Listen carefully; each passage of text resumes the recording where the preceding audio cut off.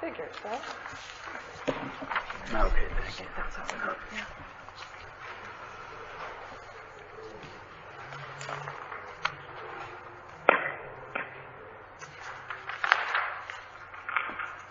Oh, I'm just going to do the introduction. Go right ahead. All right, well, welcome to the Selectmen's meeting of the 8th of September. We're starting off with a public hearing. I hear a reverberation, so maybe I'll put this on mute while we'll get going here. All participants have been muted. So we will start the public hearing first, and at the conclusion of the public hearing, we'll move on with the rest of the agenda. Just as an introduction, the public hearing is to consider the granting of an easement for a sanitary sewer system over certain town roads and an alley. We have a diagram which I've circulated in small copy. We'll have a larger rendition on a foam board here. And so we'll go through some opening remarks and then we'll entertain questions. I want to just set the ground rules that this hearing is to consider granting an easement and only that. We will not be discussing the sewers with the individual beaches and the town of Old Lyme will be installing at a later time or other related things like that. It will be strictly related to the easements going over town roads and the purpose for that. We have, in addition to the Selectmen, Kurt Mailman from Fuss & O'Neill. He's the Vice President who has been working with the three private beach associations, Old Lyme Shores, Old Colony, and Miami, working on their design as well as what we call the shared assets.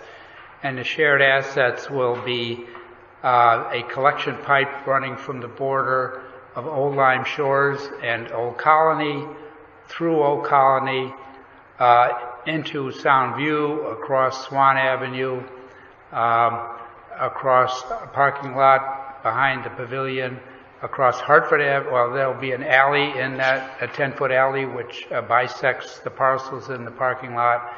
Then across Hartford Avenue onto Portland Avenue, where on the southwest corner of Portland Avenue and Pond Road will be the facility known as the pump station.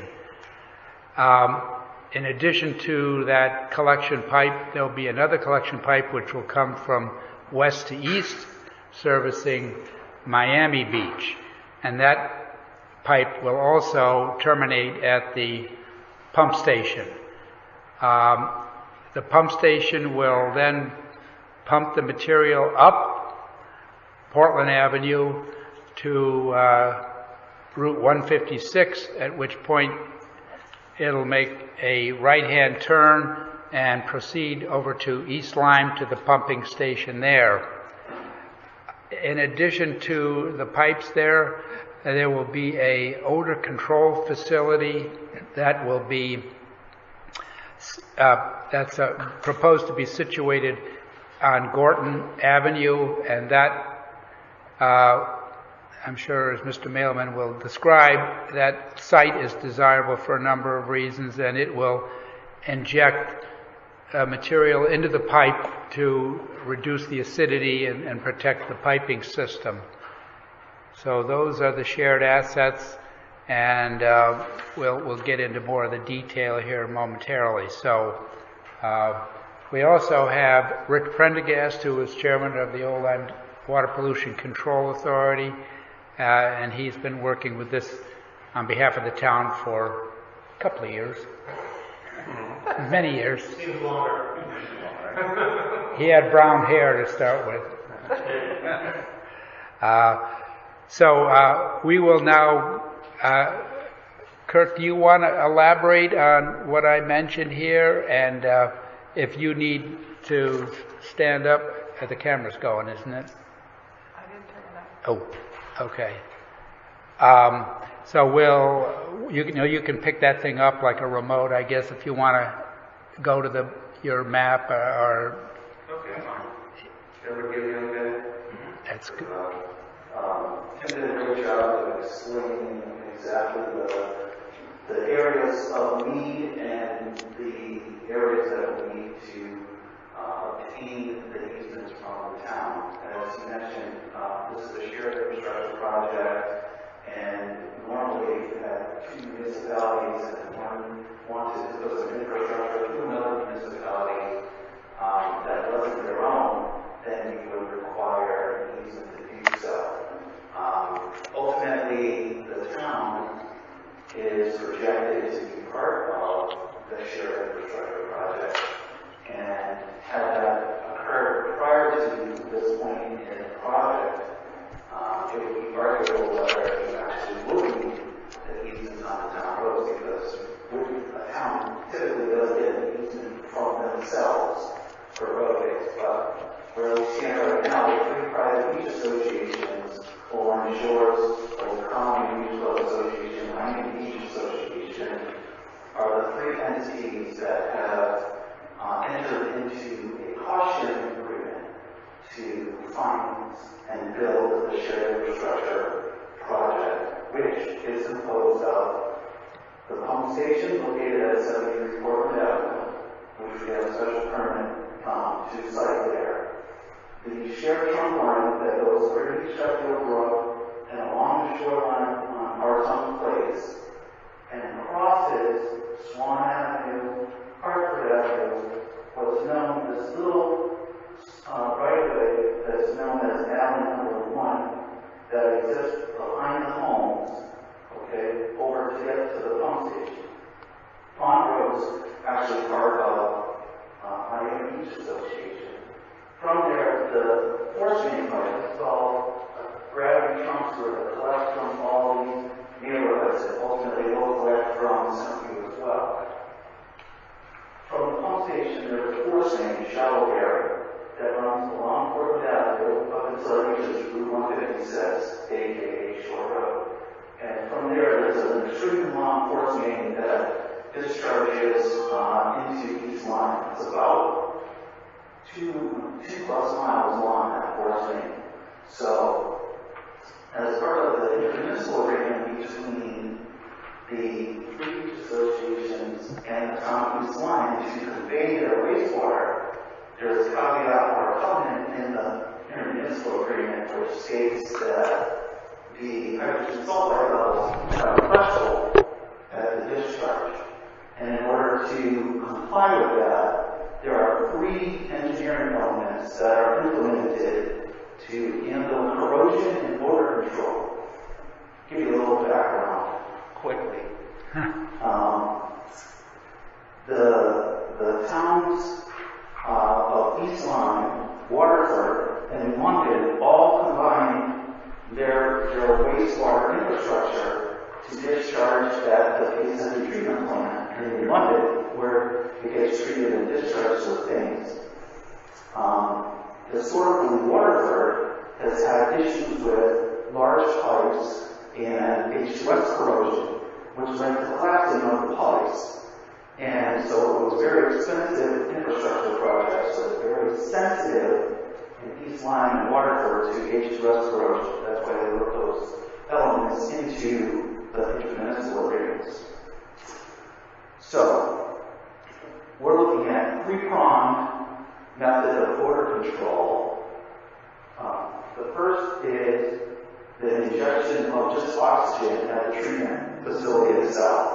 Okay, so we're going to have a compressor that's going to bubble up the wet well, which has the raw sewage in it, and keep it, this is an oxymoron, fresh, keep the wastewater fresh while it's sitting there waiting to be pumped. So that's phase one. Phase two is the injection of a chemical solution, which is a nitrate salt called dioxide, which will get injected into the force main along Route 156. And the reason why it's cited along Route 156 is twofold. Number one, we had to petition to change the regulations to either site a pump station down in the high hazard flood zone. And under section, I'm going to read this quickly.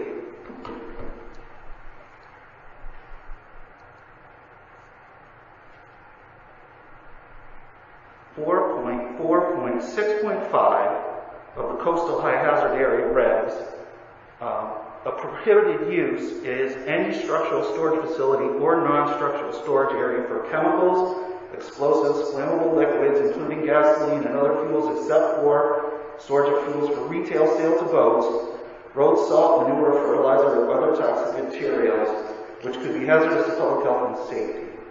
Now, dioxide is not hazardous to public health and safety, but it is a stored chemical. And so the idea was to inject the dioxide chemical at a place that was outside the high hazard area. And I have a quick visual here.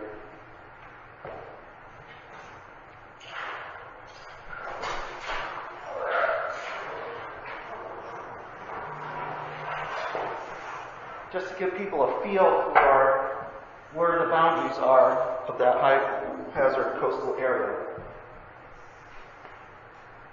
It's the area depicted in blue on this map. So anywhere within this boundary, there's a prohibition for storage of chemicals. So that's the second prong of the three-pronged border control system that we're envisioning. And that's why we were asking for the Gordon Avenue north of Route 156 as an easement, because that's actually part of the town's property, even though the abutting properties are in Woodline Shores. This is tough talking through a mask, you know that? Yeah. Goodness. So, the third prong is what we call a vortexing manhole. That's going to be installed right at the border with East Lyme. Again, keeping the wastewater fresh, quote unquote, by running streams of centrifugal acceleration through a manhole and pushing them into each other, which will ever best add oxygen and reduce the H2S or hydrogen sulfide potential. We think by putting those three measures in place, we'll be able to keep it under the threshold of 15 parts per million, which is in the municipal agreement. So, what are we asking here for today?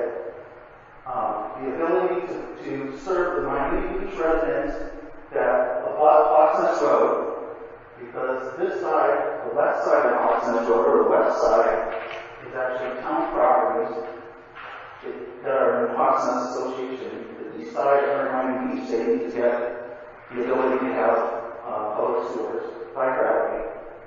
We're looking for Gordon Avenue, North of Route 156, and the small crossings at Hartford Ave, Alleyway 1, and Swan Avenue. Just alley 1.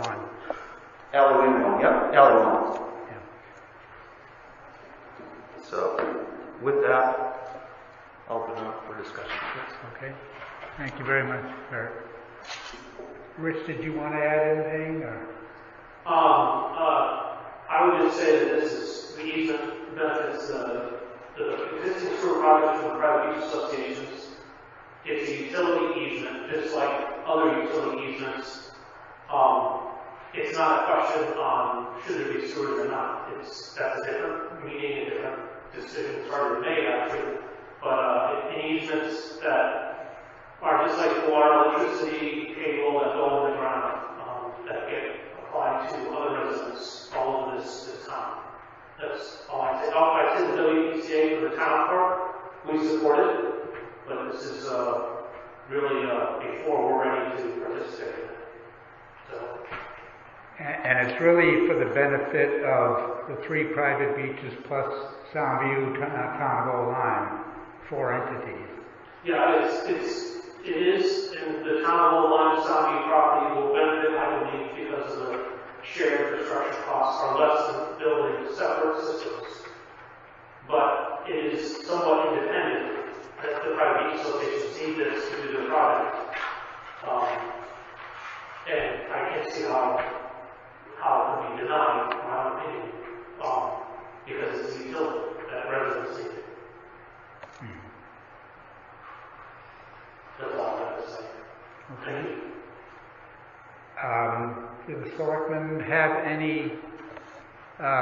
specific questions before we open it up to public comment? I don't know. Mary Jo Knowles, just a quick question because I was doing tech instead of listening at the very beginning. So we're here today for this public hearing to address the allowance of opening up town roads to public beach associations, the sewer system, which eventually the town Soundview system will hook into. Is that correct? That's correct. Because normally we wouldn't have to do this because it's town-owned property for town-owned utility, what you're saying? When Soundview builds their internal infrastructure on the streets of Portland Ave, Hartford Ave, Swan Ave, they will not have to go through this process because the town typically doesn't have to grant an easement to themselves to install infrastructure. Okay. Thank you. All right, so at this time, we will unmute the telephone lines, and All participants have been unmuted. so we would ask that if anyone wishes to pose a question. I see Mr. Noe. I'm just saying hi. Oh, he's being friendly. Anybody else in the room here? We have someone in the back. Yes, I just have one comment. On the 306, I understand that that's a town road, but where the proposed bioxide... Could you, first off, could you state your name, please? My name is Catherine Reynolds. I'm from Salt Lake Drive in Oakland. And I just wanted to say that the proposed bioxide site is not town land. I might have misunderstood you when you were going over the map. The street is town, but the road Yes. is not. Right, but where the land is part of Old Lyme Association land. Correct. Correct, okay. I just wanted to, I might have misunderstood you.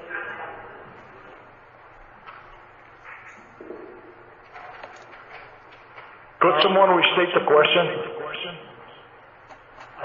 I think the question was, the bioxide plant location is at town land, and the answer is it's not town land, although I'm sure it's land.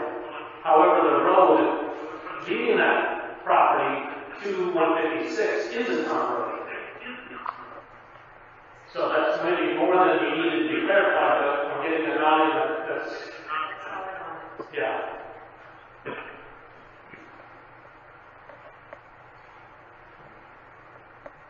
All right. I'm sorry, was understood. It's so difficult to interpret what you're saying there. The acoustics are terrible. So maybe we have someone say their name and recognize them, because we had a couple people talk at the same time. Well, I might be doing some feedback too, so. Is there a question It's from? impossible to understand what's being said. The question was, is the Biox facility on town property? And the answer is no. However, it is located off of a town road.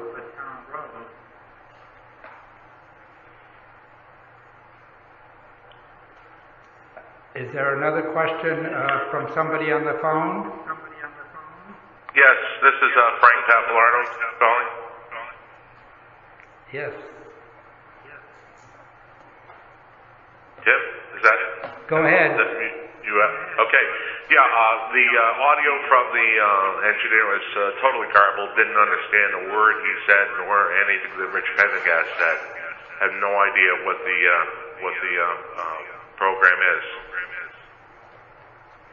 Well, I believe the description was similar to what I opened with, talking about what streets are to be to have the easements and for what reason, and the reason for the Biox facility being located where it is, being far away from the water, but close enough to the actual pipe, and somewhat distant from the pump station.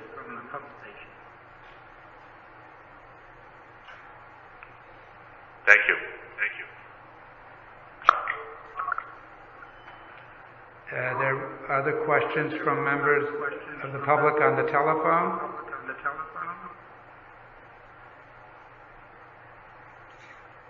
Okay, I have some questions. I hope that you can hear me. All I hear is an echo. So please be patient. I think it's important. My name's Mary Daly. Portland Avenue. Did you get that? Yeah, I'm gonna mute this thing, but no, if I mute her, this is gonna. Try that. Try it again. Can you hear me now? Because it's still echoing. Yes. Yeah, I agree. I couldn't hear a single word from the gentleman from Bussin and Neal or Pendergast. I did hear you, Mr. Griswold, but barely. So I guess my first question to you is to please help me understand what the legal requirements are, even under COVID-19, to conduct a public hearing. There are several of us who are very interested in this topic. We look on a regular basis for any notices that have been published, for any announcements or meetings. This meeting wasn't published until Friday, the day before our holiday weekend.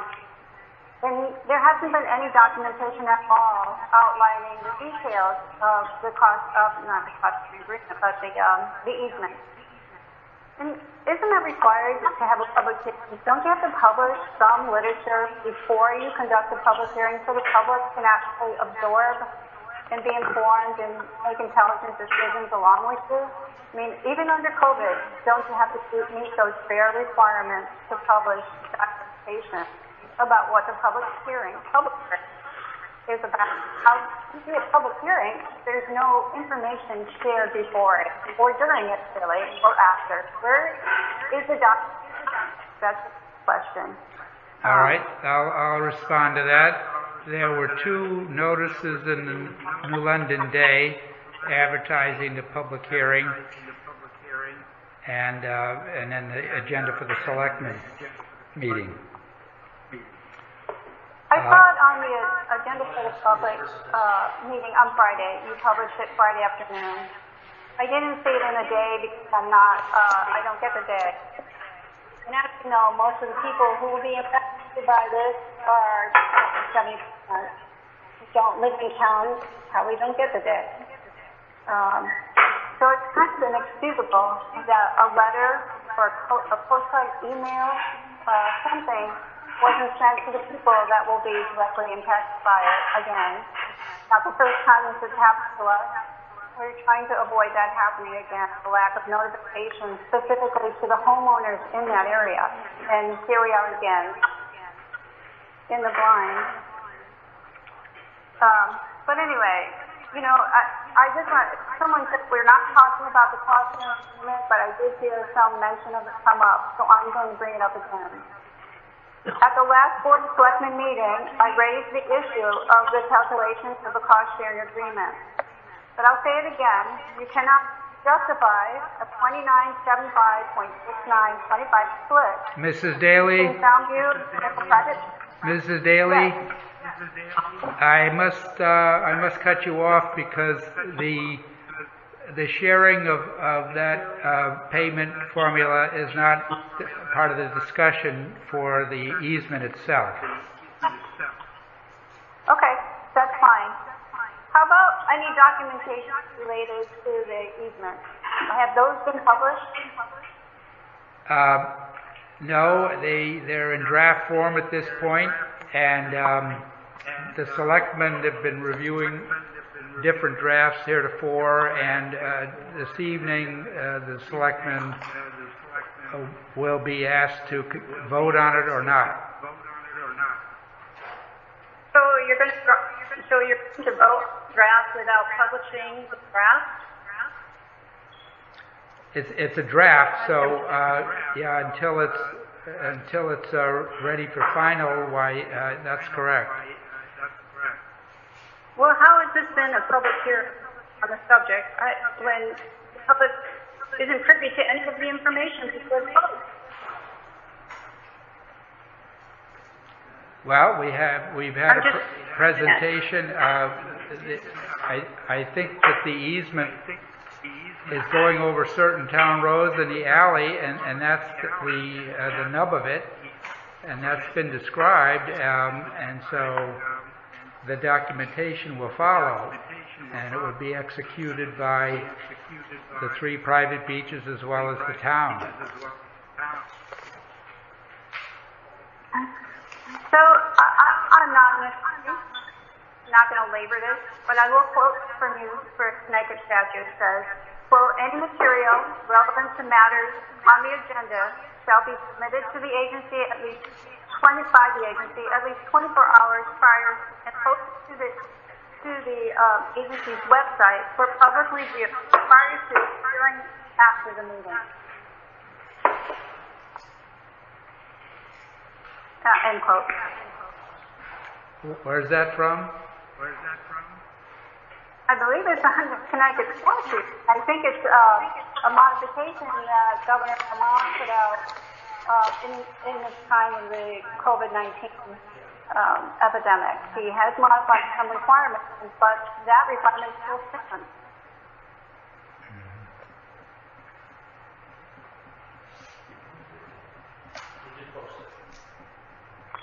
About the meeting. Yeah. Well, the actual document wasn't put in public yet. I don't think that could be. You didn't vote on it yet. No. No, it says that you're supposed to put it out there before you vote on it. As part of the public meeting.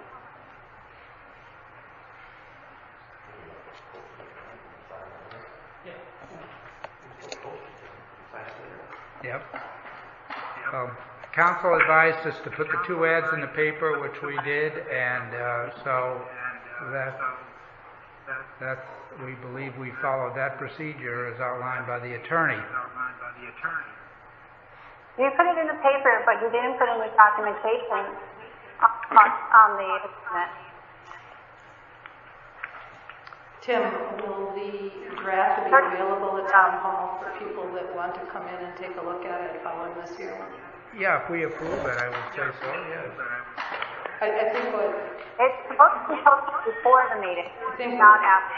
Gary is saying and addresses what we talked about at our last Board of Selectmen, that this information is going to be on the town website, and she's saying it was not available. So I'm suggesting that after our discussions, we have available.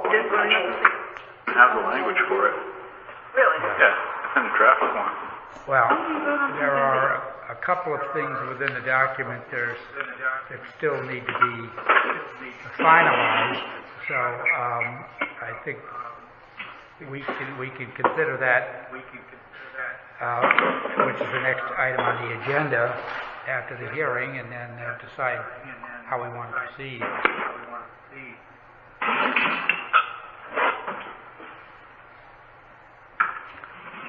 Are there other questions? This is Frank Pavlardo again. Go ahead. Yeah, I find it a little troublesome that the public hearing is occurring and the text and the contents of the easements is not made public yet. So, as part of the public hearing, the public is given the opportunity to make comment, but we have nothing to make comment on. So, without knowing the text and conditions of the easement, how can this be really considered a public hearing? Exactly what are the selectmen going to be voting on tonight? Are they going to be voting on the easement, pro or con, or are they going to be voting on the text of the easement? How can we make public comment if we don't know what the easement says? All this has been done in executive session, so even looking at minutes of meetings from the selectmen or the WPCA, we have no idea what the easement says. The selectmen are going to be encumbering the town with use of public property for private beach associations, and we, the public, don't have any idea what's part of the conditions of this encumbrance. We went through a description of what roads and alleys are included, and so that is the essence what are the terms and conditions of the easement? Who's responsible for problems to occur? Where the liabilities lie? What portion of the costs are going to be picked up by various portions of this? What happens when the cost sharing agreement goes into effect? I realize that isn't part of this package, right. But there are a lot of loose ends here that we haven't had the opportunity to look at and make comment on. We can't make an informed decision. We can't make an informed comment because we don't know what's going on. The text and the conditions of the easement are not available to us. And the easement would simply be to allow these assets to cross town streets and the alley. The easement does not get into costs. It does not get into the cost-sharing agreement. It's simply an easement to traverse these town properties. Certainly understood, but in most easements there are terms and conditions regarding responsibilities and liabilities, and we don't know what those responsibilities and liabilities are because the easement language has not been made public yet. Mm-hmm. Even the draft has not been made public yet.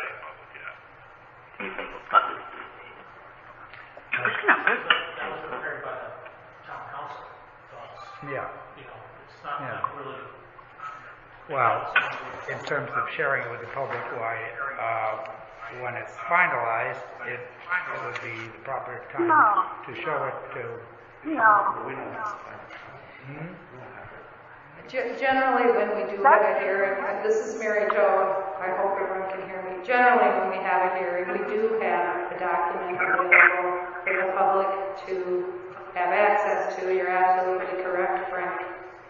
And I know that was the intention of this board in our last Board of Selectmen meeting. That is exactly, as I said before, that's exactly what we discussed, to have it available, to have it on the website. So that definitely was the intention, even though we had not yet seen the current version that we received today. There really hasn't been any printed material regarding the cost, that's been published. I understand that. I understand. I also want to address Frank's comment about this being done in executive session. That is not the truth. We did not look at this in executive session.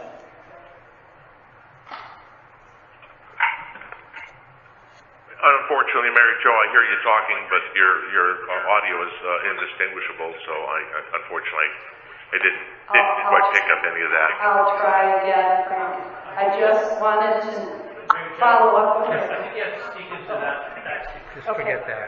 I just want to say, to clarify a comment you made, the Board of Selectmen did not have an executive session on this easement. Then it was the WPCA that did an executive session. We did not have an executive session on this easement. We had executive sessions on other easements that we needed that are just for us. And, well, not even for easements. We had it for intermunicipal agreements. Be that as it may, where's the text of the easement? Where's the text and the conditions and terms and conditions of the easement? If it wasn't an executive session, why isn't it posted? Why don't we have the knowledge of this so that we can make an intelligent comment during a public hearing? I think all we want to do is make intelligent comments and be aware of what's happening.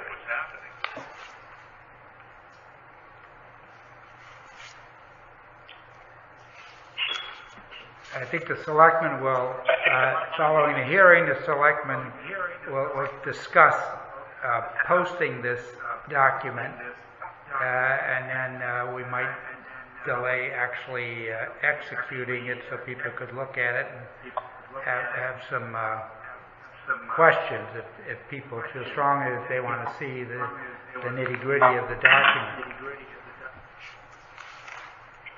So, just again, Governor Lamont has posted guidelines during COVID of what advanced timelines for posting things before they go to a public hearing. I suggest you look into that. If not, we're going to go talk about it, post it, and then vote on it. Not what Governor Lamont said. Well, we were given advice by the attorney to put the advertisement as it was put into the paper, and so we complied with that.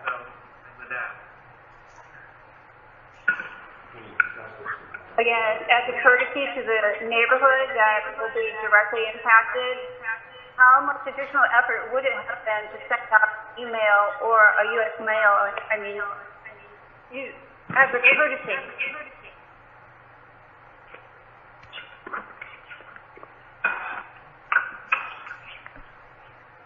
I think there's a layer of law, and then there's what's right and wrong. Every day. I think it was posted in accordance with what's required. So. Yeah, it's the letter of the law here. Hold on. Made it her hobby.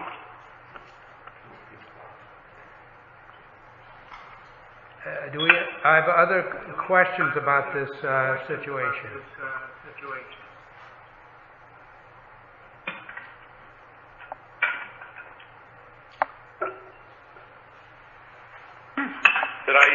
This is Frank again. Did I hear you correctly in that that you will post the finalized version before it gets signed, and allow questions and answers in another public hearing after? Now, I don't know about another public hearing. Public hearing, we're doing that now. I think we ran 2 advertisements, and it's quite a process, and it's pretty expensive to put those ads into the paper. I think we can post it, and if people have questions on it, they can speak to the selectmen. This has been reviewed by town council, and so I think that it's been properly vetted from that standpoint, and I don't think we want to go through a whole nother round of advertisements and process here. If we put the document on the web, once we get all the all the little things corrected that we see in here. There are, minor errors, or not errors, but minor things that need to be updated, and then we'll put it on the web, and persons with interest can get a hold of us and talk to us about it. Thank you. Yeah.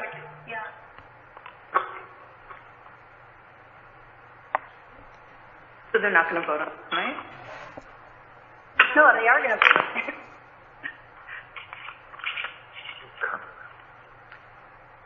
Any other questions from people in the room? Dennis Maluzzo. Dennis Maluzzo, Portland Avenue. I've got a Sicilian voice, I think everybody can hear me. Can you hear Dennis on the phone? No. No, cannot. Now, you're going to speak into this. That thing's... Well, maybe you just repeat his question and your answer. Okay, Dennis Maluzzo, Portland Avenue. I think that no one's thinking about putting a sewer on one street as a force main. Why isn't the force main in Miami Beach, right next to us? Why isn't the force main in Old Colony? Why is it the town that's providing the street? We don't know anything. Your alley 1 is not alley 1, it's alley 2. Alley 1 is in Miami Beach. If that pipe breaks, who's responsible? Miami Beach, the 3 beaches, the town? Who cleans up the mess like it happens in West Hartford from the sewer system? We don't know, because no one's answering our questions. We need information.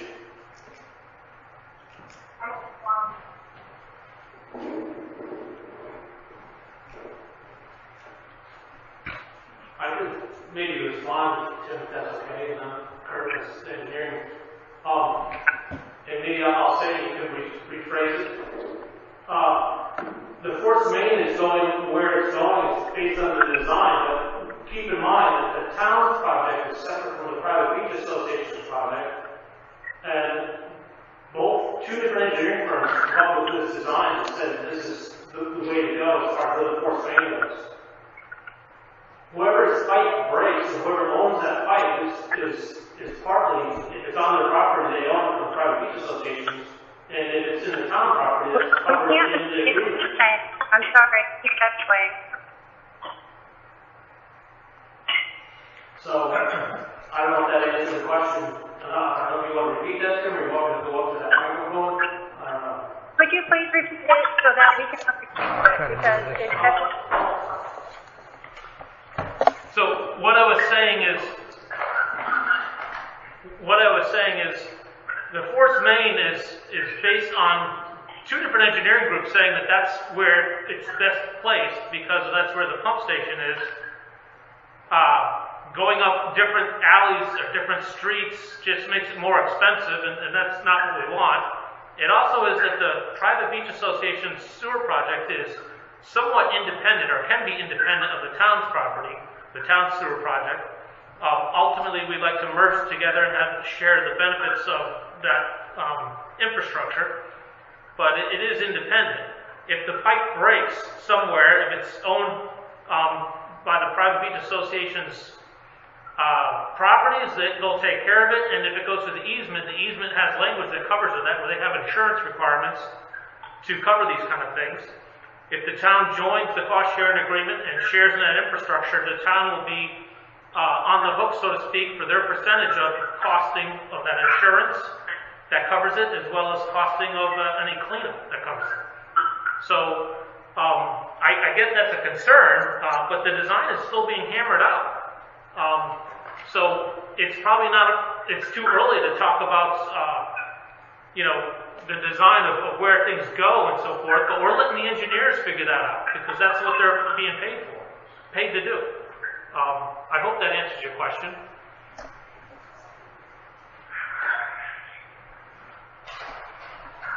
I don't know, Kurt, do you want to ask more? No, I just wanted to, if people can hear me, I just wanted to add that in order to minimize the number of pump stations down to one, the idea was to get to capture as much flow from as many properties by gravity as possible. There certainly could be 3 or 4 pump stations, one for each association down there, but collectively, the idea was to try to save some cost by combining all of the associations and also Soundview together to share in a centralized pump station. And pump stations want to be at the low elevations, that's why it's down near the shore. And the viable site that was identified was 73 Portland Avenue.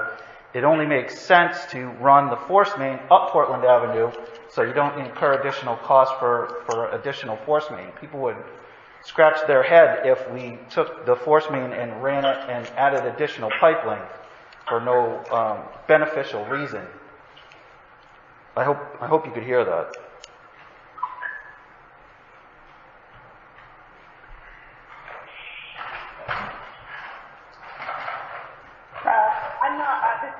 I'm not an engineer, personally. I am surprised that Woodard and Kern asked me to tell them where the pipes go, and asked all of my neighbors to tell them where the pipes should go, because they're not engineers either. But I really don't see why it would be impossible to run that portion up Miami Beach. We're talking about less than, I don't know, it's not very far away. So I don't think it would make a significant difference if it down in terms of the force main being on Portland versus Miami Beach.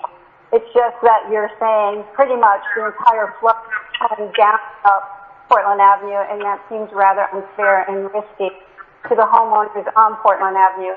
And God only knows how many other neighborhoods will be added later. So we're pretty uncomfortable right now with what we're hearing, not having any details of the.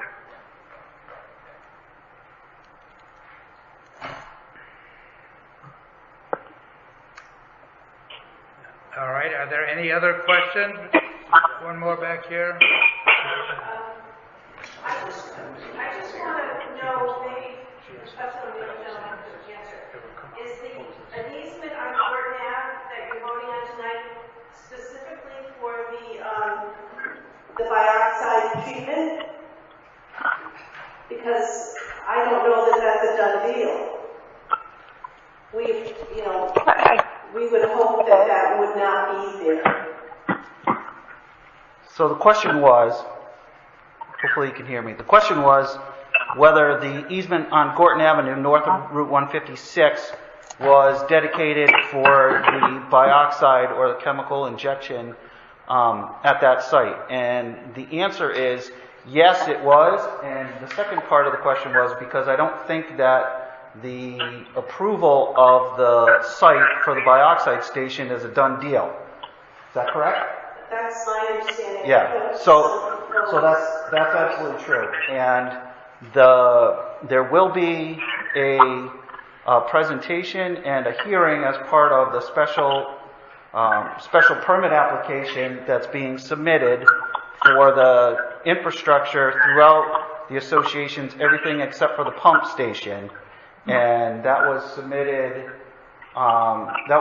last week, and it should come up under normal protocols for posting, and you're welcome to have that discussion about the dioxide site itself at that time. Okay. So even though you would vote for an easement, it possibly wouldn't be needed if the dioxide treatment isn't at that location. Absolutely correct. Yes.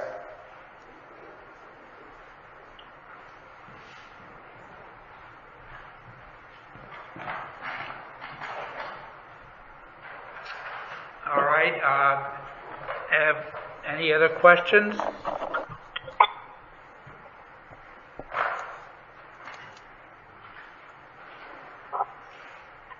Tim, this is Frank Lishing from Swan Avenue. I have a question.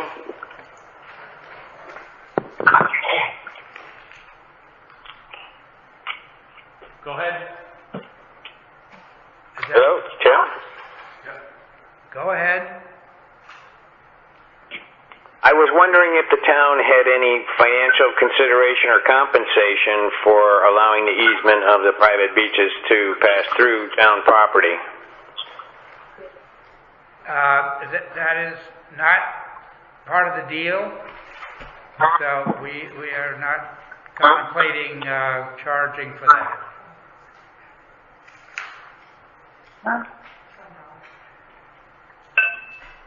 Thank you.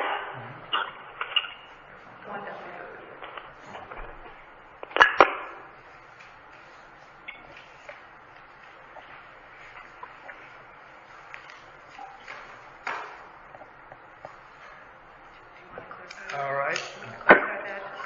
What's that? $1. And other valuable consideration. Did you want to clarify that? Yeah. $1 and other valuable consideration. Your standard real estate thing. All right. We have any other questions before we close the public hearing? Very well. Well, we thank you, and we will, the selectmen will discuss this in the rest of the agenda here, and we will very likely have this agreement posted once it's in final form. There are still some minor edits that need to be done, but I think that should be available within the next day or two. We thank you for your participation. Wow.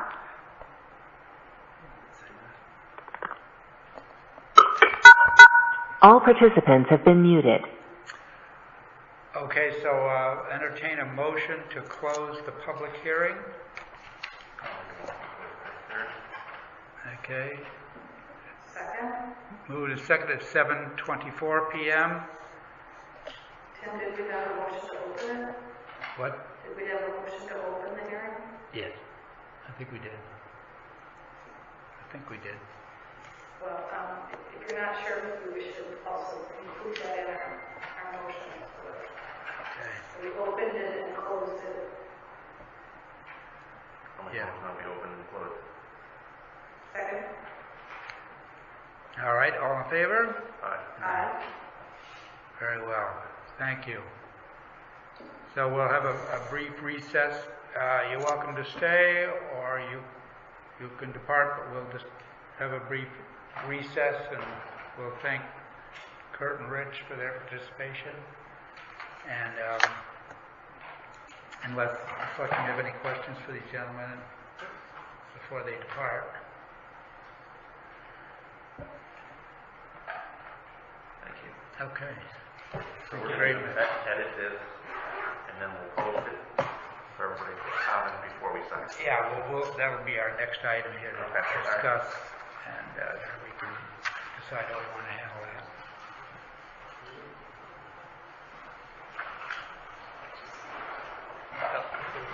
See if we can.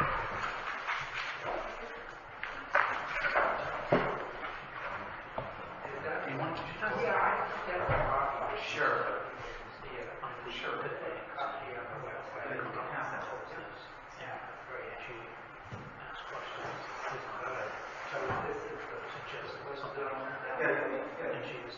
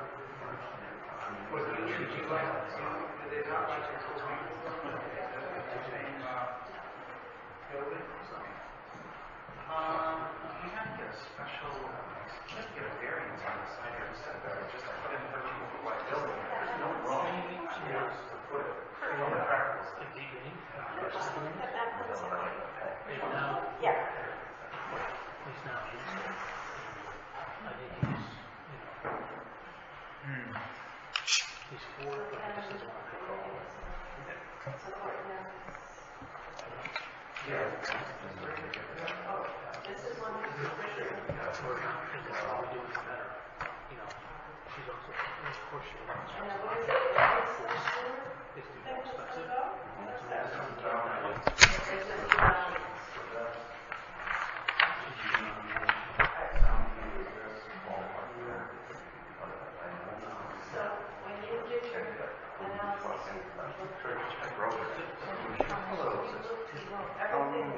wonder if I could bother you guys for a second.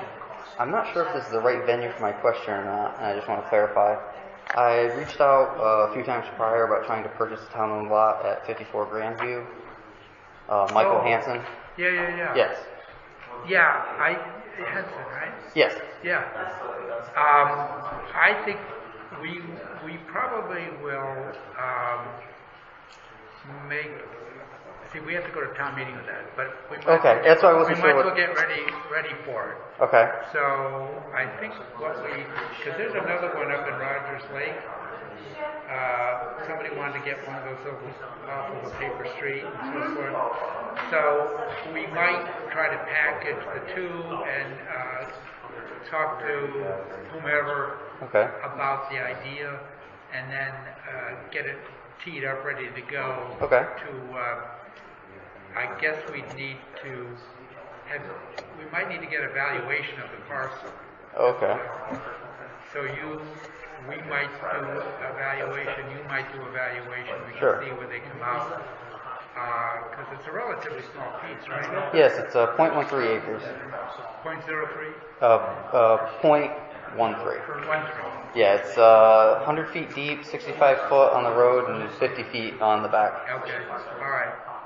So I think we could move in that direction, because I know you were in here quite a while ago. And yeah, well, I think I had originally broached it with Bonnie Ringersnyder. That's how long I've been pursuing this.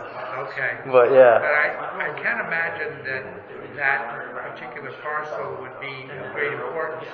And I suppose if there are others that the town has, we could explore that and see about talking to other people about it. Yeah, well, I know. So the lot that I'm pursuing is only bordered by myself, a neighbor, and then a person on up on Jericho, and it's really only accessible from our lot because of the topography. Whereas like across the street, there's 2 lots that are privately held, and then I believe 5 lots that the town owns. And those are all abutting, and I could see that. Maybe, but and I think, oh no, there is one other town-owned lot in our neighborhood as well. Yeah. It's technically on Kimmick, but it borders Kimmick and Grandview. I believe one of my neighbors is interested in purchasing that. That's getting close to the Bob Day stuff. What's that? The Bob Day houses that were built. Are those the colonials on the bottom? Yeah. Yes, it's slightly south, so further up the hill.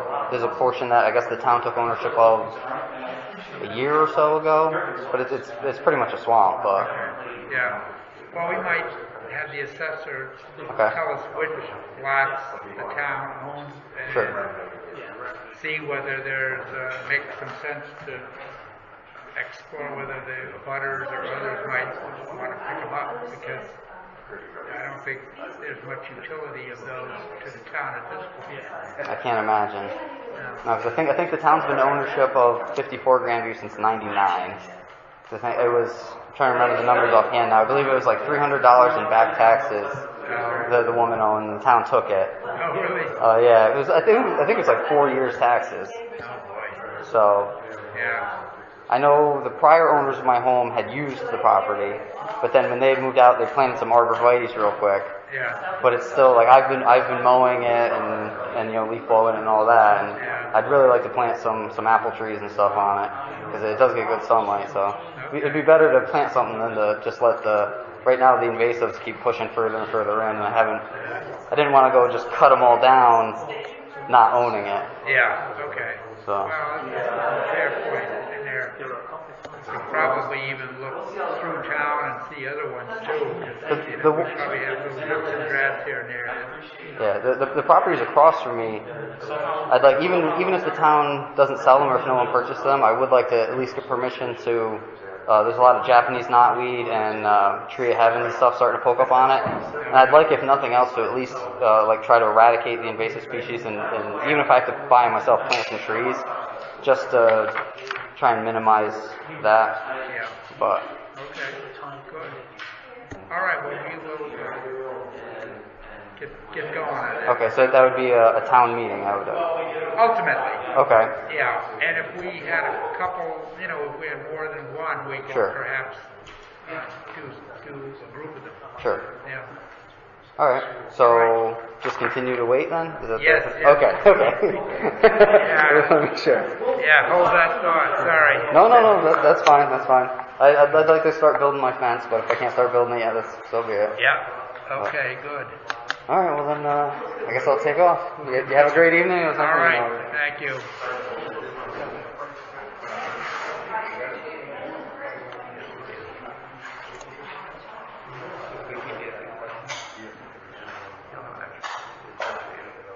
I can share it.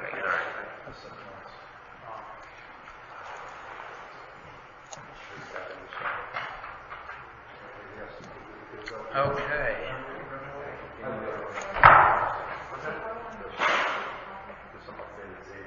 All right. I guess we can continue. Hey Tim, do you need me to stay for the? No. All right. Good. I'm gonna leave then. Enjoy the rest of your meeting. All right. Take care. Okay, any points? Yeah. Okay. Yeah. Thank you. Thanks everybody. Thank you.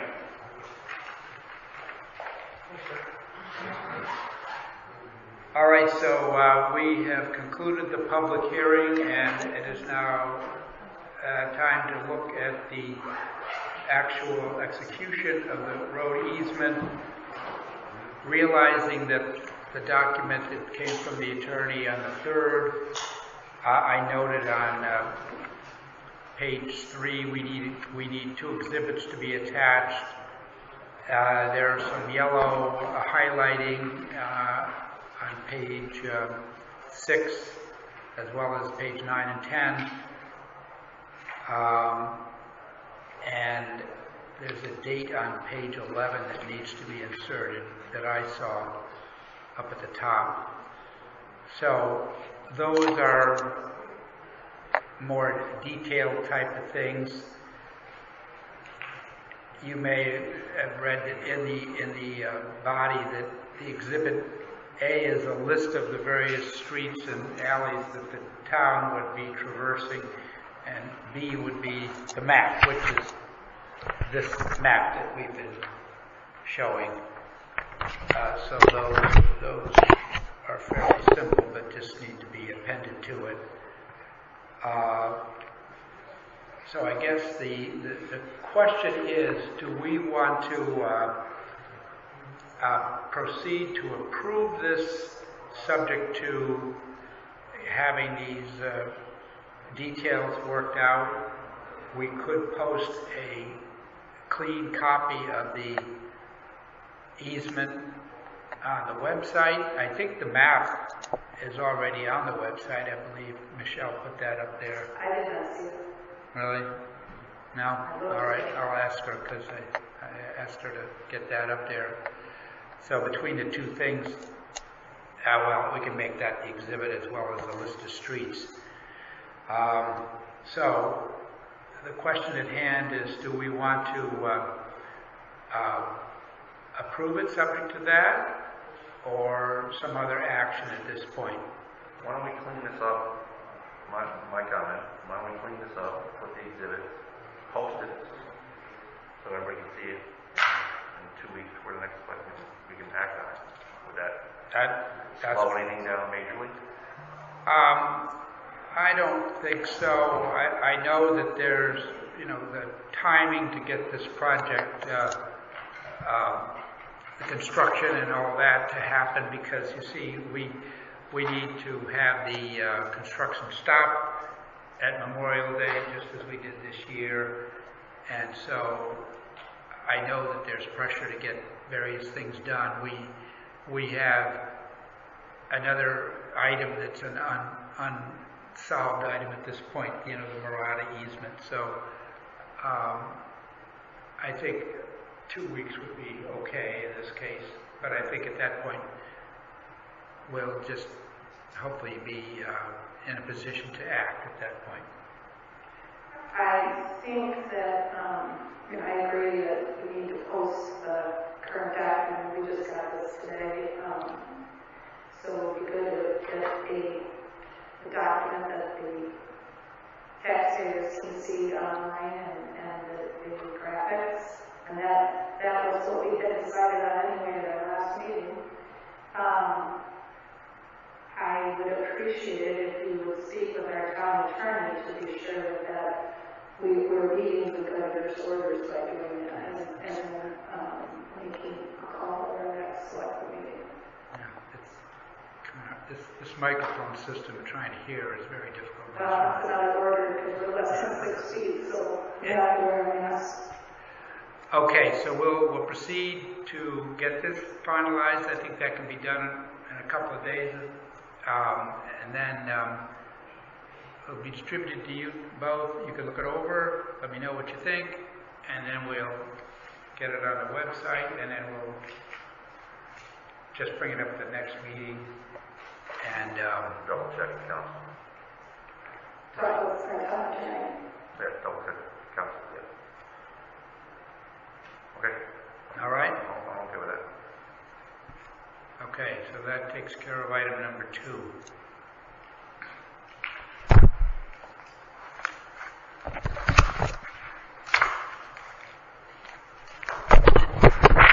All right, the next item is the approval of the minutes of the 17th of August. Motion to approve. I'll second. Moved and seconded. Any discussion on the minutes? Yes. Under other business, number 7, 4th paragraph, I asked about the E. coli contamination of the Mile Creek apartment wells in the minutes to Long Island Sound in the eastern part of Old Lyme. So there was some kind of disconnect there. What I was referring to was the apparent issue in the apartments, and I was concerned that wanted to know what the testing had resulted in, and if fluorescence in water, and granted, I'm sure the owner took care of all that, and you had indicated you hadn't gotten any phone calls, so I was surprised, but I think that's great. So again, it should be E. coli contamination of the Mile Creek apartment wells.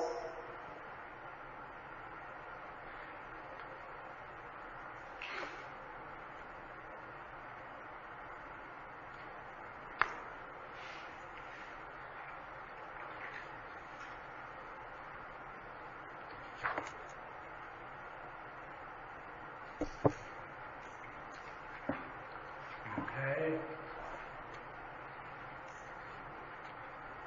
Any other comments?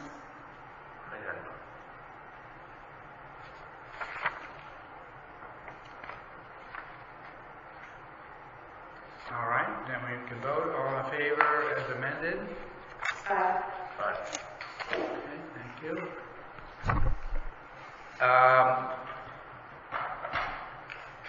In the way of communications, I think we all received a long letter from Richard Milkowski concerning certain police and rangers searching of personal items in Sound View, plus some other items. I spoke to the trooper saying that I think it would be helpful if the state police could review this correspondence and give us their opinion as to what they think. We might have to go further than that if needed, but certainly the police may have some good resources to look at this. And so I sent a letter to Mr. Mikowski about that, and so we'll see what resources they can help with us.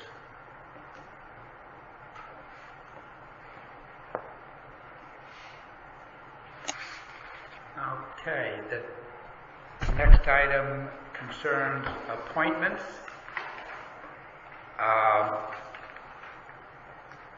The Historic District Commission has 2 alternate positions that are available, and we have 2 applicants, Deb Sarnicki and Carolyn Wakeman, both with terms ending in January of 2022.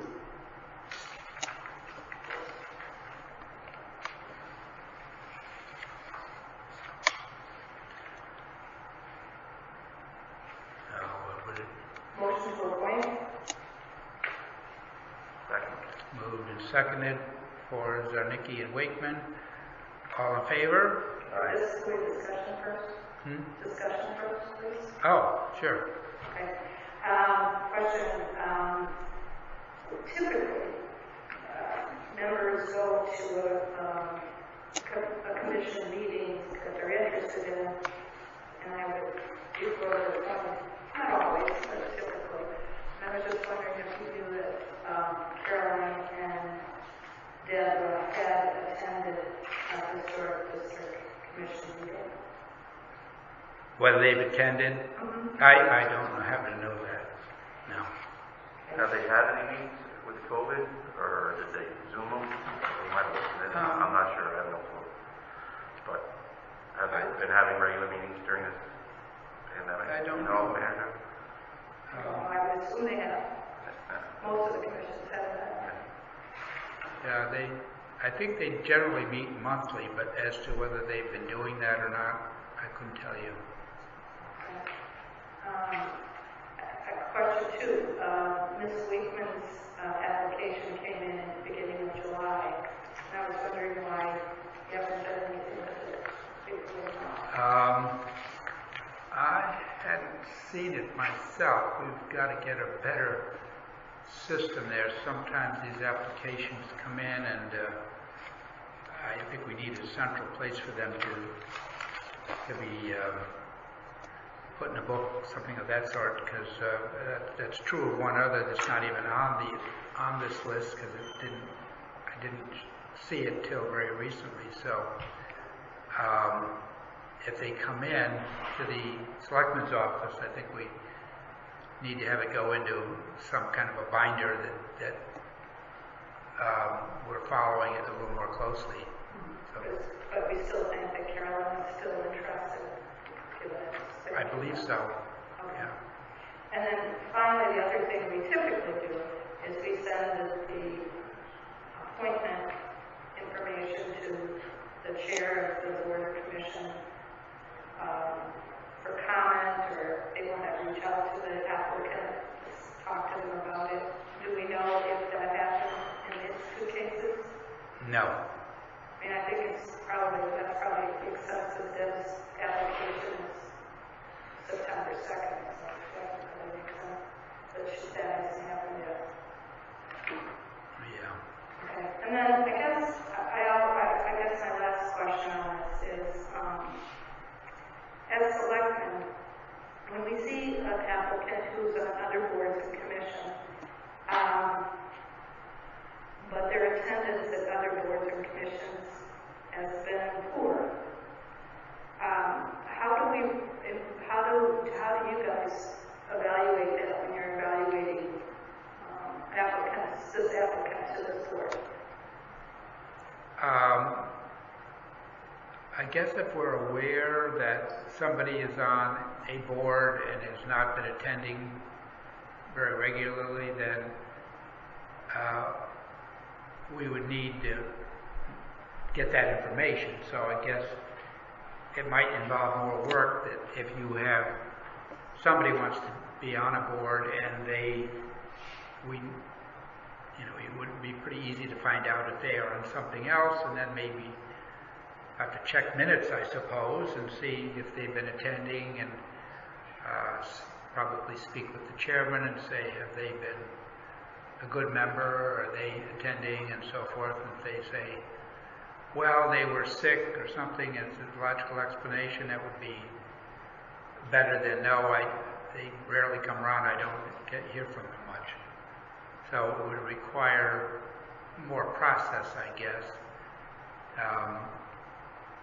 Could be done, and might be sort of a checklist type thing to say, is the applicant on any other board, and how's that been working out? Okay. Yeah. And that's, I think that's what should happen with the application for Desert. The what now? That's what I think should happen with the application for Desert. Okay. She's on another board? Yes. She's on the Halls Road Committee, and I did a check of the minutes for 2020 anyway, and she's attended 37.5% time. She has not attended 62.5% time of the meeting. So, hence my question. She attended 5 meetings, missed 3 this year. And how do we, and there may be very good reasons for that, which I don't know, but I find it hard to appoint her tonight to another commission, or board, without that discussion that you suggested. Mm-hmm. Well, that committee, I think, has been meeting somewhat haphazardly. I guess now it's meeting more regularly, but... Well, I only looked at their meetings in 2020. They met January 15th, February 4th, May 14th, March 12th, April 16th, July 9th, July 30th, and May 13th. So those are the 8 meetings so far. Mm-hmm. That's pretty regular. Yeah. Well, I know her, and I know she has a good capacity to work. I know her also. Yeah. Yeah. This is not about her personally. This is about whether she's got the time. Maybe there's some other issues. I don't know, but that's why I raised the question. Well, we can talk to her. Double check. Yeah. So do you want to hold on her and vote for the other one? I guess we could do that, bring her up next time if we get an answer. All right, so we'll inquire of Ms. Zanicki about the Halls Road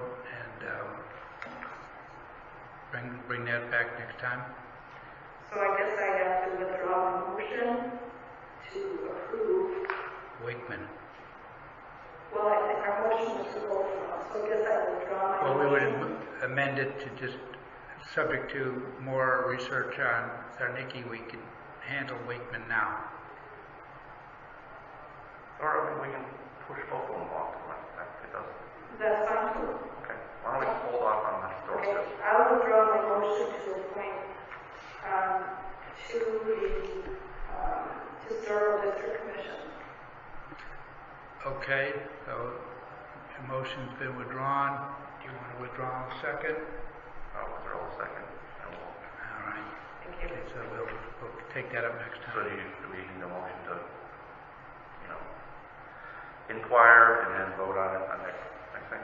Okay, so make a motion to inquire and then potentially vote on it next. Okay, it's been moved to do a little more research and consider the matter next meeting. So Kerr makes the motion. You second that? All right. All in favor? All right. The next one is Michael Miller to go on to the Inland Wetlands Commission. I'll make a motion to approve. And I'll note that we got an email today saying from the chairman that he approved it. Second? Okay, moved and seconded. Have a discussion on that. All in favor? Aye. Next one is the Lime Senior Center Board. We have two applicants, David Griswold and Mariette McCourt. The term is for one individual as a member to July of 22. David has been in town for 40 some odd years. He is the commander of the VFW, which actually used to meet at the Senior Center every month, except for the winter. He's been on Federation of Beaches and economic development in the past.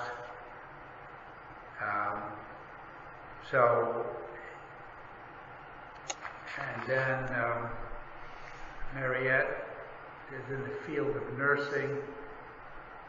She's been in town for 49 years. And she's worked in the nursing field, hospital.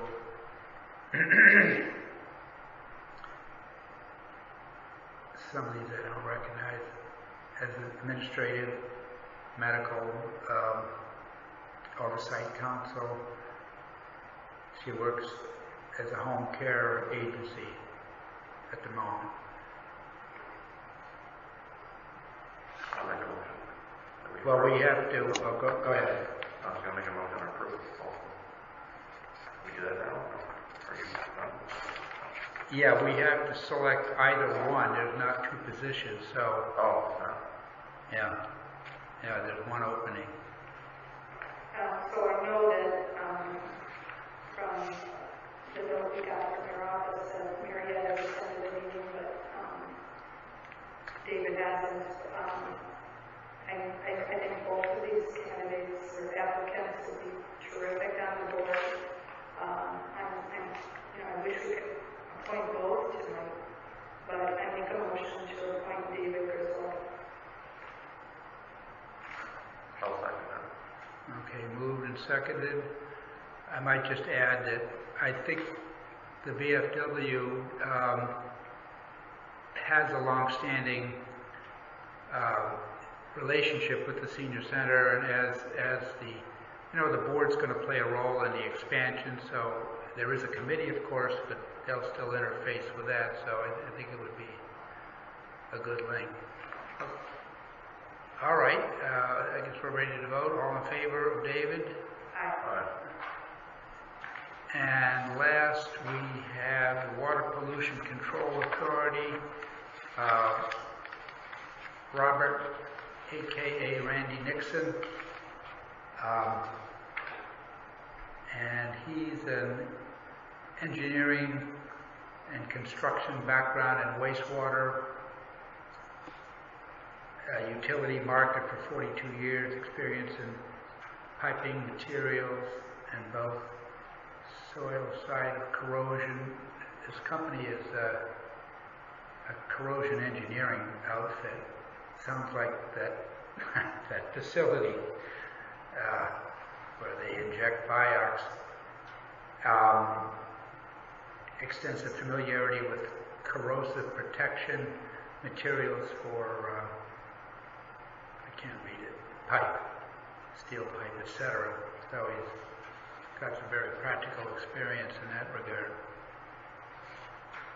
And I spoke with Rich Prendergast. He said he approved of this.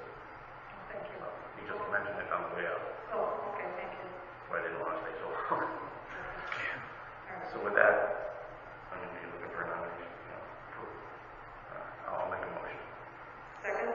Okay, that would be an alternate for a term ending January of 21, Robert Nixon. All in favor? Aye. Okay.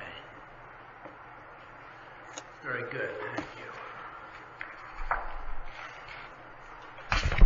All right, we have 25 cases. I think since the last meeting, 2 more have surfaced, and I think another one actually surfaced, I heard today. They're not in any one location, it's just bound to happen. So I think when you recall that this is over a population of 7,500 year-round and probably 15,000 seasonal, that's a pretty good report card still. So we don't like to see any cases increase, but so long as people are, we never hear how well people recover on the other end. That's a little bit too bad, but I guess the early ones probably are back doing what they used to do. Project update, Soundview sidewalks. The DOT has responded to the Route 156 plan, right?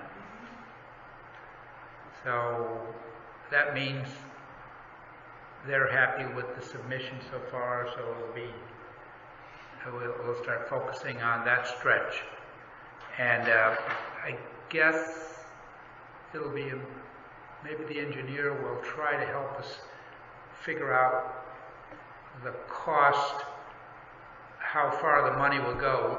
Where do we logically, if we start a cross lane, that's one possibility. You could start a PD, I guess, as well, but probably cross lane would make the best sense because of the other sidewalk there.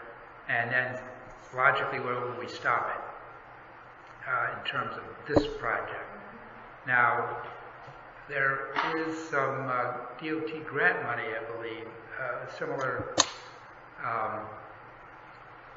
grant money, so we might gear up to see if we could get whatever extra we need through another round. I don't know how quickly that might happen, but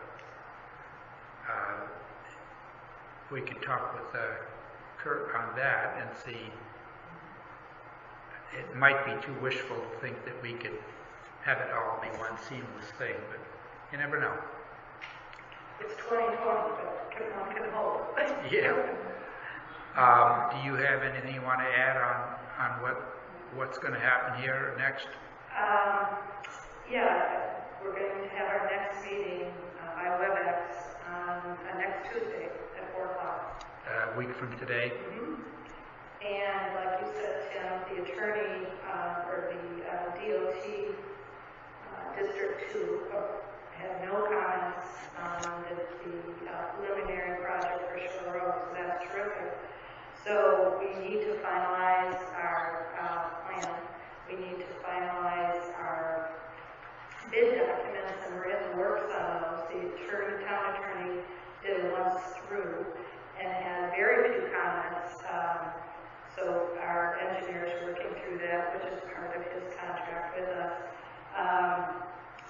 There are two questions, I guess three, that we're kind of working on, and hopefully I'll have more for our meeting next week, is one regarding prevailing wage, insurance requirements for KERMA.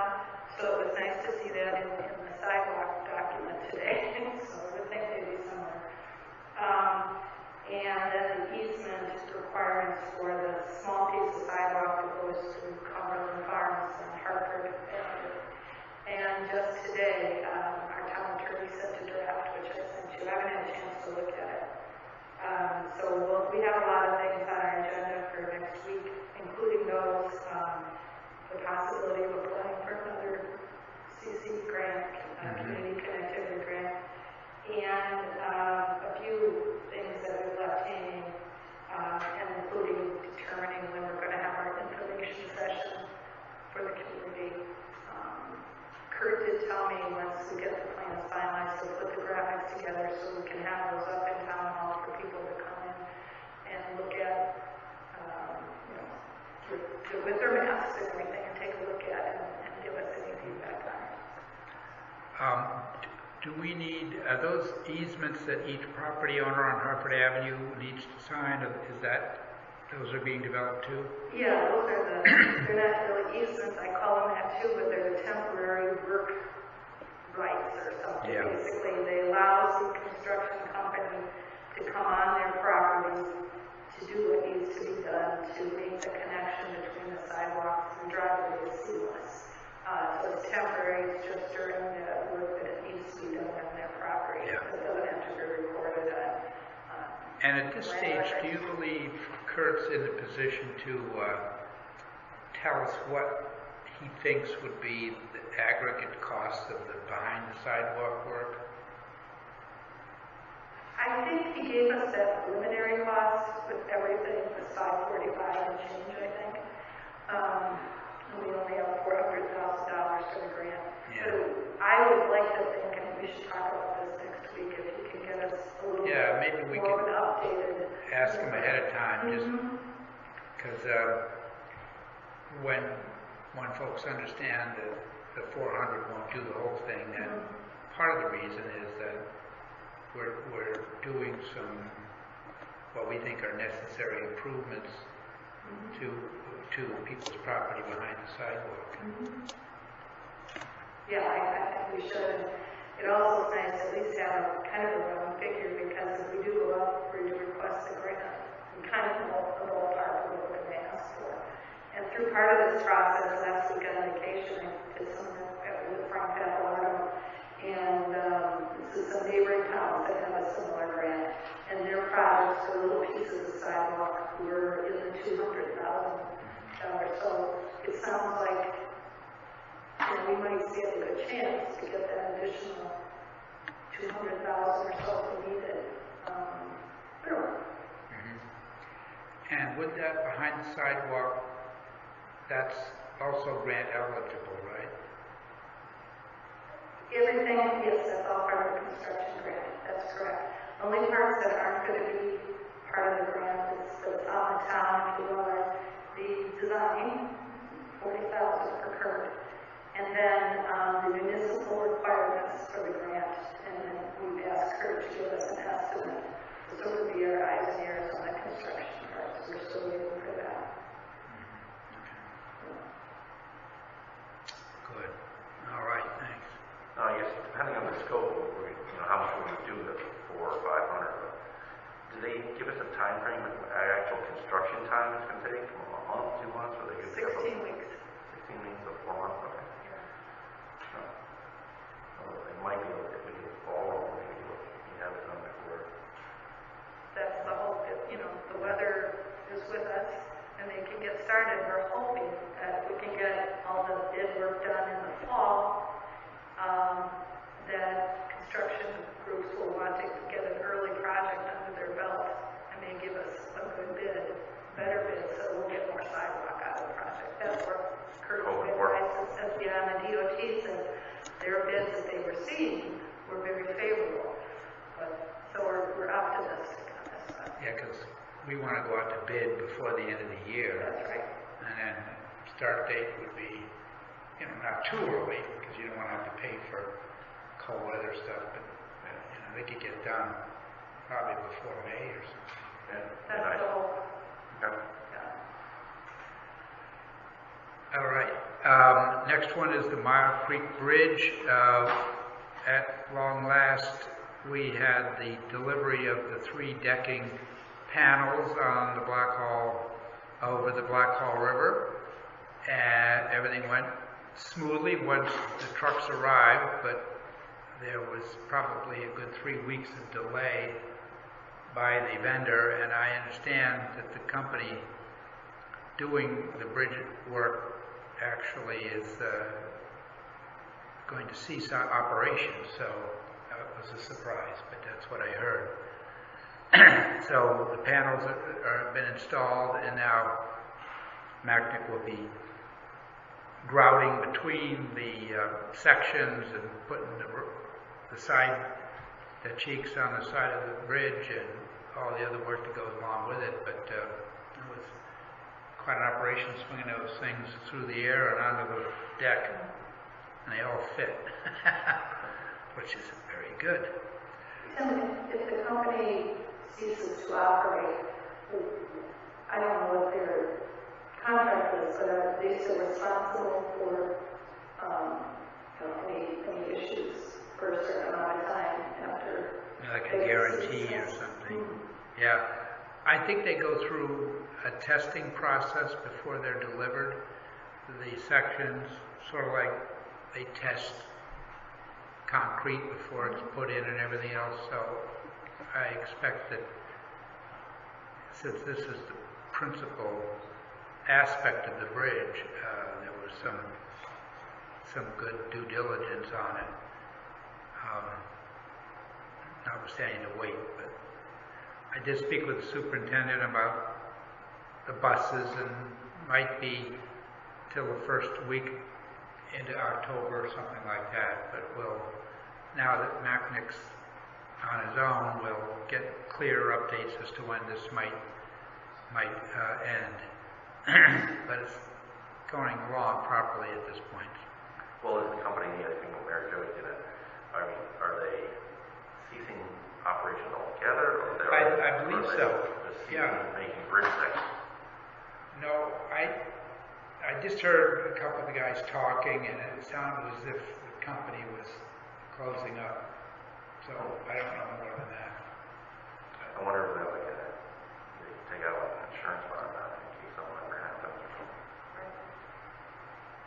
Well, I'm sure it's something we talked to Mac about. Yeah. I could ask the engineer what protections might exist.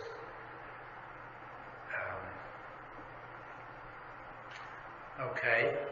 Is that Jacob? Is that our? Yeah. Oh, yeah, that makes sense. Yeah, they're very thorough. thorough. Yeah.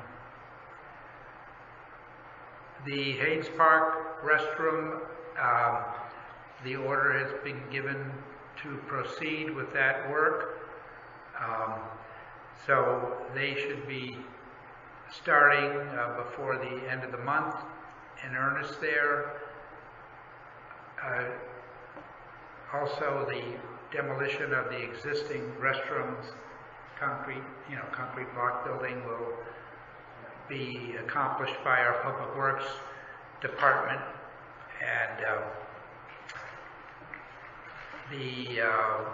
so that work is just about to kick off. I know Phil Partak has been looking at all the various drawings and making sure everything looks satisfactory. So that we had a meeting with the company last week, and they seem very on the ball, and looks very promising that things will work out well with that. So that's good news to get that moving.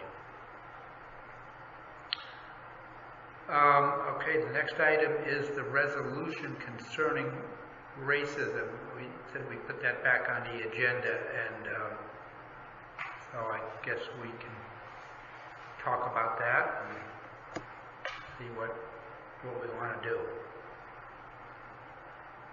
You want me to go? Yeah, go ahead. As you know, a couple meetings ago, I presented the board with a racism public health crisis resolution. You guys still have your copies, or do you need another copy? I have the. I don't have it with me, but. Do you want to? Yeah, sure.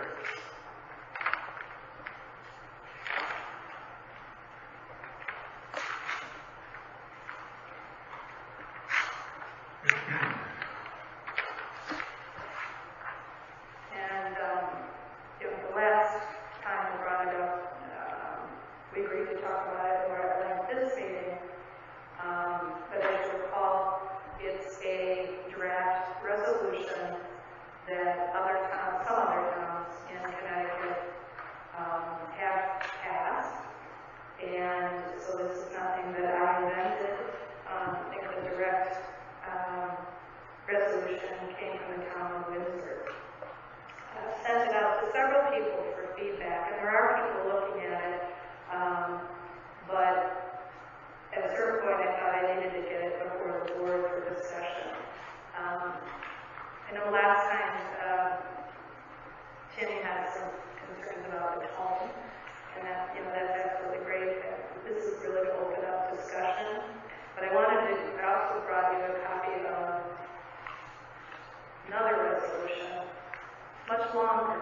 It's not about the length, but I brought this as a resolution supported on the subject supported by the American Psychological Association. And I only share that because to tell you that this is the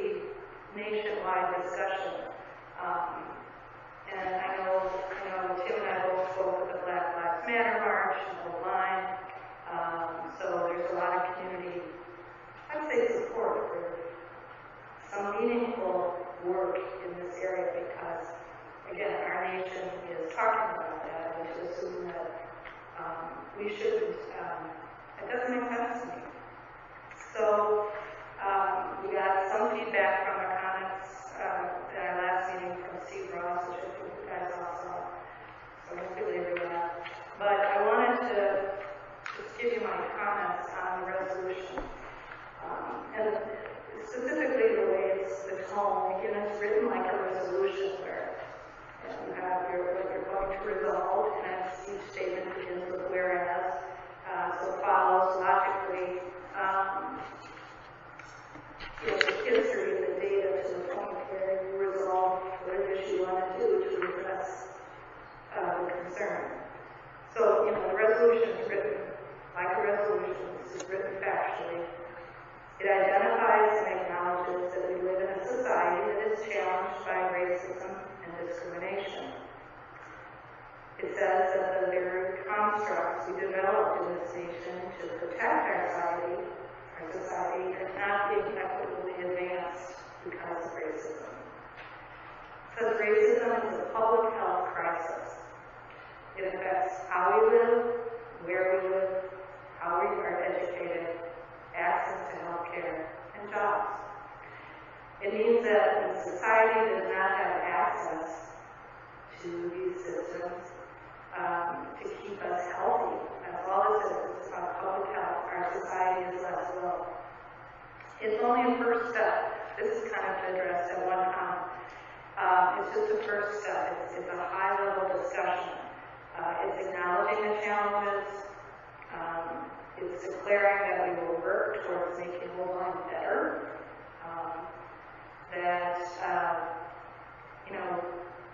We recognize, we acknowledge the concerns, and and specifically with COVID, we know that our brothers and sisters of color are not faring as well. And so when some of our society is not doing as well, we as a society don't do as well. It says that specifically, we acknowledge that racism is a public health crisis, that we're going to work to progress for equity and justice-oriented organization, that we're going to promote it through policies that we set at the Board of Selectmen, that we're going to collect data that might be pertinent, advancing the work we do in the town, that we're going to advocate and join forces with local communities, memberships that are supporting this effort, and that we'll continue to talk about it and set goals and objectives when we need to. That's simply all it really is. If anybody has any questions.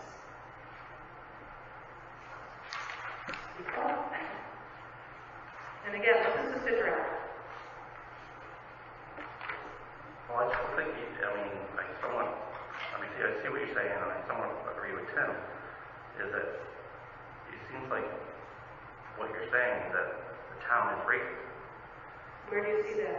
I don't. It's not, but it has that tone that there is racism. And that we're not open. And I disagree with that. I think the town is very open. So I don't know, maybe there's ways to, like Tim said, tone it down in some aspects, or what would you suggest? What's that? What would you suggest? Honestly, I don't know. I'm going to have to read this over again, and I want to read this one too. Yeah. And compare and see what, maybe there's a way we can, amend both of them together. Okay. So that's just my input. Okay.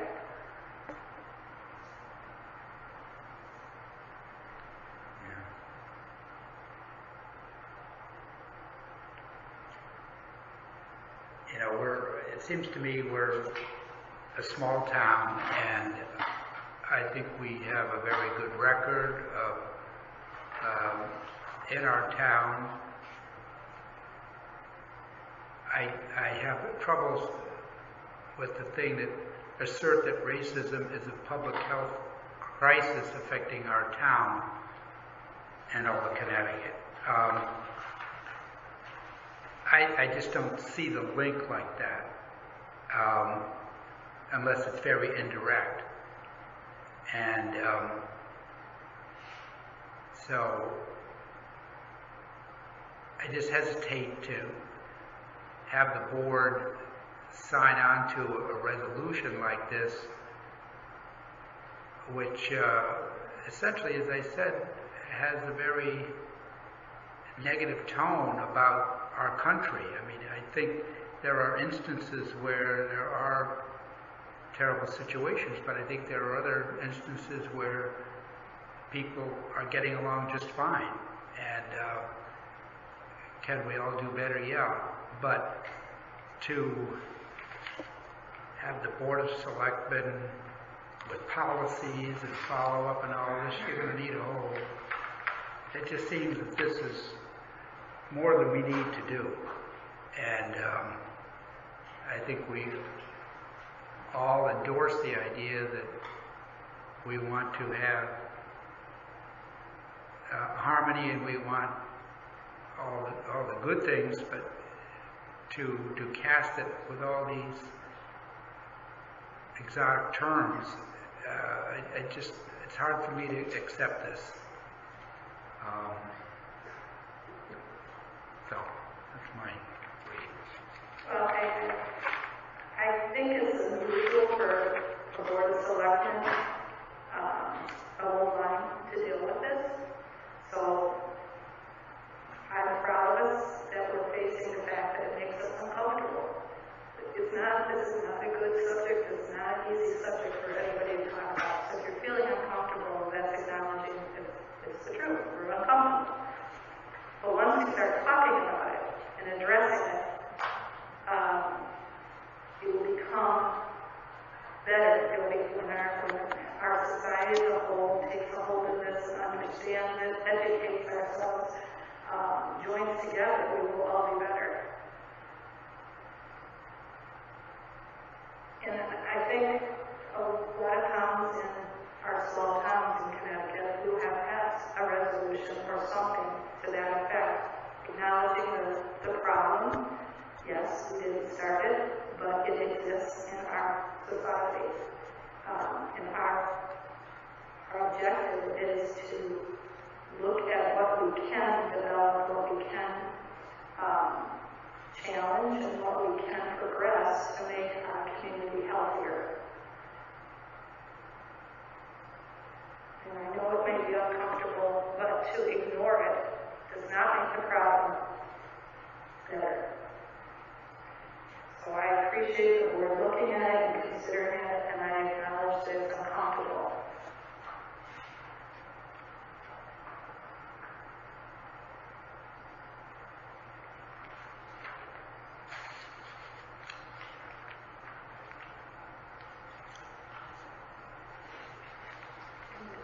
Thank you, Chris, for letting me read this. I have other stuff for you if you'd like. Just feel free to I need stronger glasses for this one. I know. I think that was pretty good, right? My arm is so long with my shoes. It's just a two-pager. What do you think? Oh yeah, that's a flip on it. Yeah. Okay, we'll go to new business. In talking with Jacobson Engineering, Wade Thomas,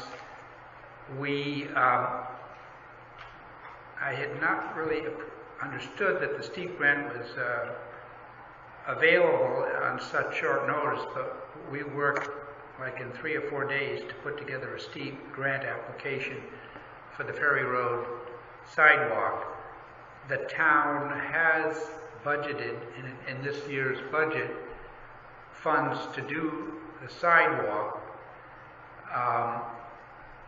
and this grant, which is a maximum of 128,000, I think, is a maximum. It would enable us to perhaps do the sidewalk panels, and it would be just around the corner from the Congregational Church on Ferry Road down I don't think it would go all the way to 156 because I think some of that sidewalk's pretty new that goes around the corner. But it would be majority of Ferry Road, and it's very narrow and the tree roots have made the panels go all over the place. So it would be redone to accommodate the trees that are healthy, and if there are any trees that are really in sad shape, they might be considered for removal. But I think for the most part you try to retain the trees and the feeling of the street there. So when we went through it, if we could accomplish some drainage improvements such as catch basins and a manhole, a couple of manholes,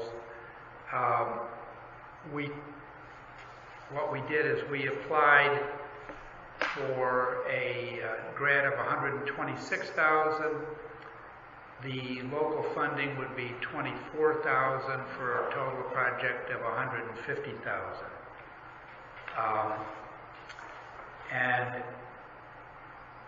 that would include the engineering and the construction.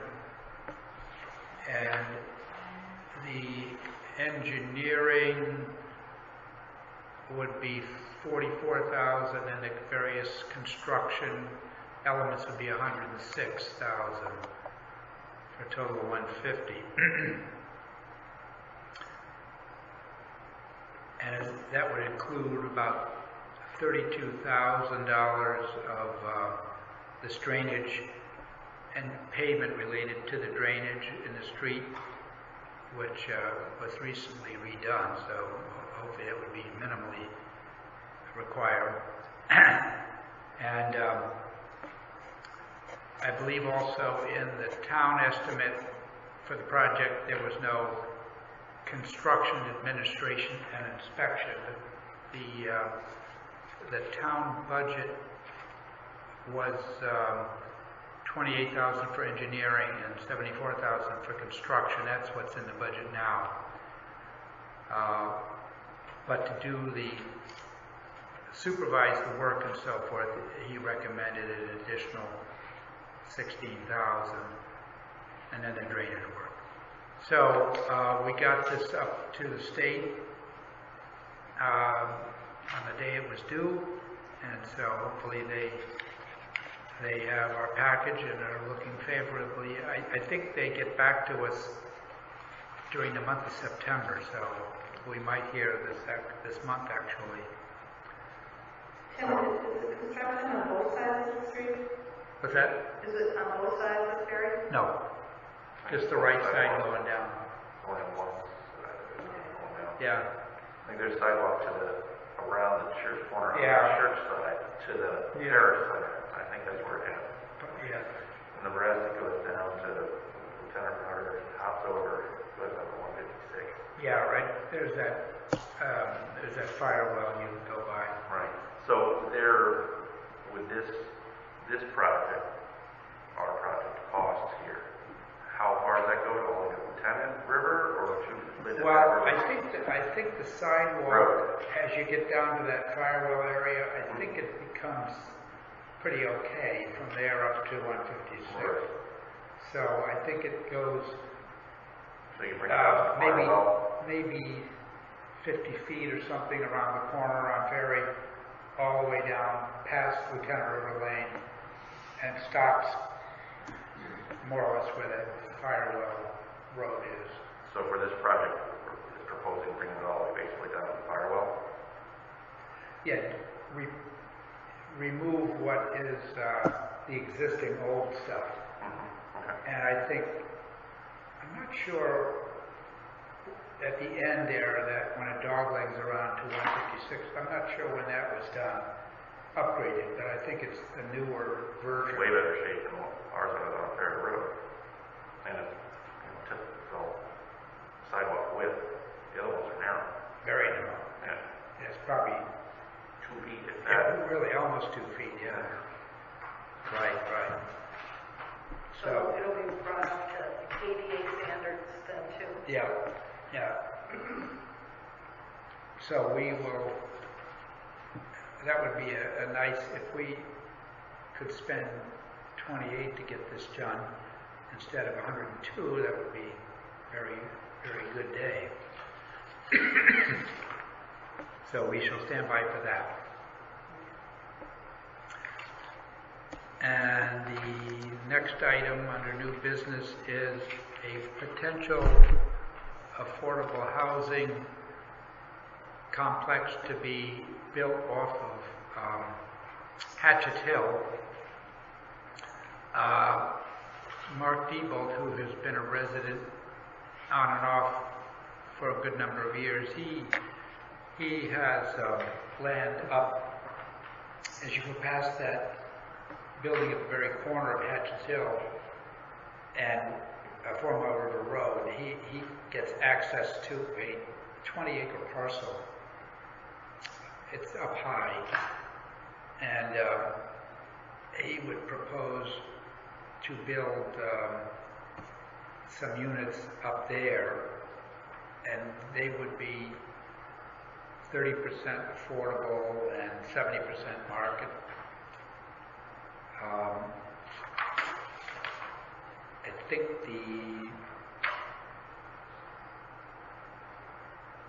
I think it would be about 224 units. If approved, it'd be 1 bedroom and 2 bedrooms. It would be similar to the project in Old Saybrook, near the Saybrook Station, railroad station, that was built. And that's a fairly nice looking project. And there would be garages. They would use the property because of the topography. They could put garage space under the building, although it's fairly rocky there, but they would be able to deal with that. But they would have some amenities. There'd be a fitness center, a pool, common building, and so on. So it would be quite a project. It would need very likely water and sewer, and so one possibility would be to go out Hatchet's Hill and over to Colton Road, where the East Lyme Sewer goes over to their Public Works Department, somewhat close to the entryway. If they could work that out with East Lyme. The other possibility would be to try to go down to Route 156 and do something with one of the mains there, but that's a long way to go, and I don't know whether that would, splicing into that would work. So they're exploring options. This is very theoretical at this point, but it sounds fairly intriguing because if you take 30% of 224, you're accomplishing 60 some odd units, which would be a big increase for our current stock. Yeah. Well, I think you're going to be fighting this. I think this is all going to be contention on East Line, allowing them to do it, basically. It's a big. I mean, it's going to be allowed, you know. That would be. Town whole line too. We go through all the land use. Yeah. Also, but getting sewer from East Line, and they're talking about the allotment of gallons per day. I mean, there's 2 big projects over there that just got approved. So yeah, let's see what happens. True. I guess the property is zoned for the multifamily now, so that's one thing in its favor. But I think the utilities would be the big deal. So they'll have to have a conversation with East Lyme and see where it goes. Yeah, I agree with you. The utilities will be a problem. One thing I learned was the storm when all the power went out, tropical storm. That side of town, and I live on that side of town,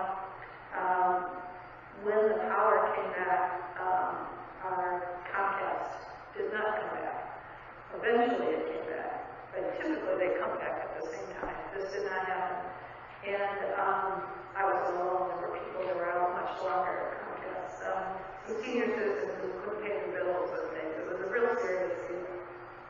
And we got a Comcast person out to our house who explained that 800 residences from Point of Woods north, so I don't know the east and west boundaries, but 800 residents are on one Comcast building. And especially with everybody working from home, add that to it. So the system is not set up to handle what we have right now. So going forward, I would hope that the utilities, including Comcast, are involved so that if we're going to make changes, this would be a good time to get some other nodes brought into the line to support cable. When you were talking to Comcast, they give you a reason why there's only one node? Well, this guy came with a tech, so he said it was way above his pay rate. He said that you have to write the company and find out. But he was able to, from my house, we have a couple of first responders that live behind me and who were out. And I said, can you go check on them? And they said, well, he pulled up in his computer, he could see that their signal was in negative numbers. So the signal is not good. So to add more seems like it would make a bad situation worse. And we're very dependent on internet, so it would be a good thing to bring up, in discussions going forward that this should include Comcast and Eversource and Frontier and everybody to see how we're going to service. Well, with or without the project, we should find out how come. Absolutely. Yeah. Absolutely. Yeah, so, minimal nodes, I guess.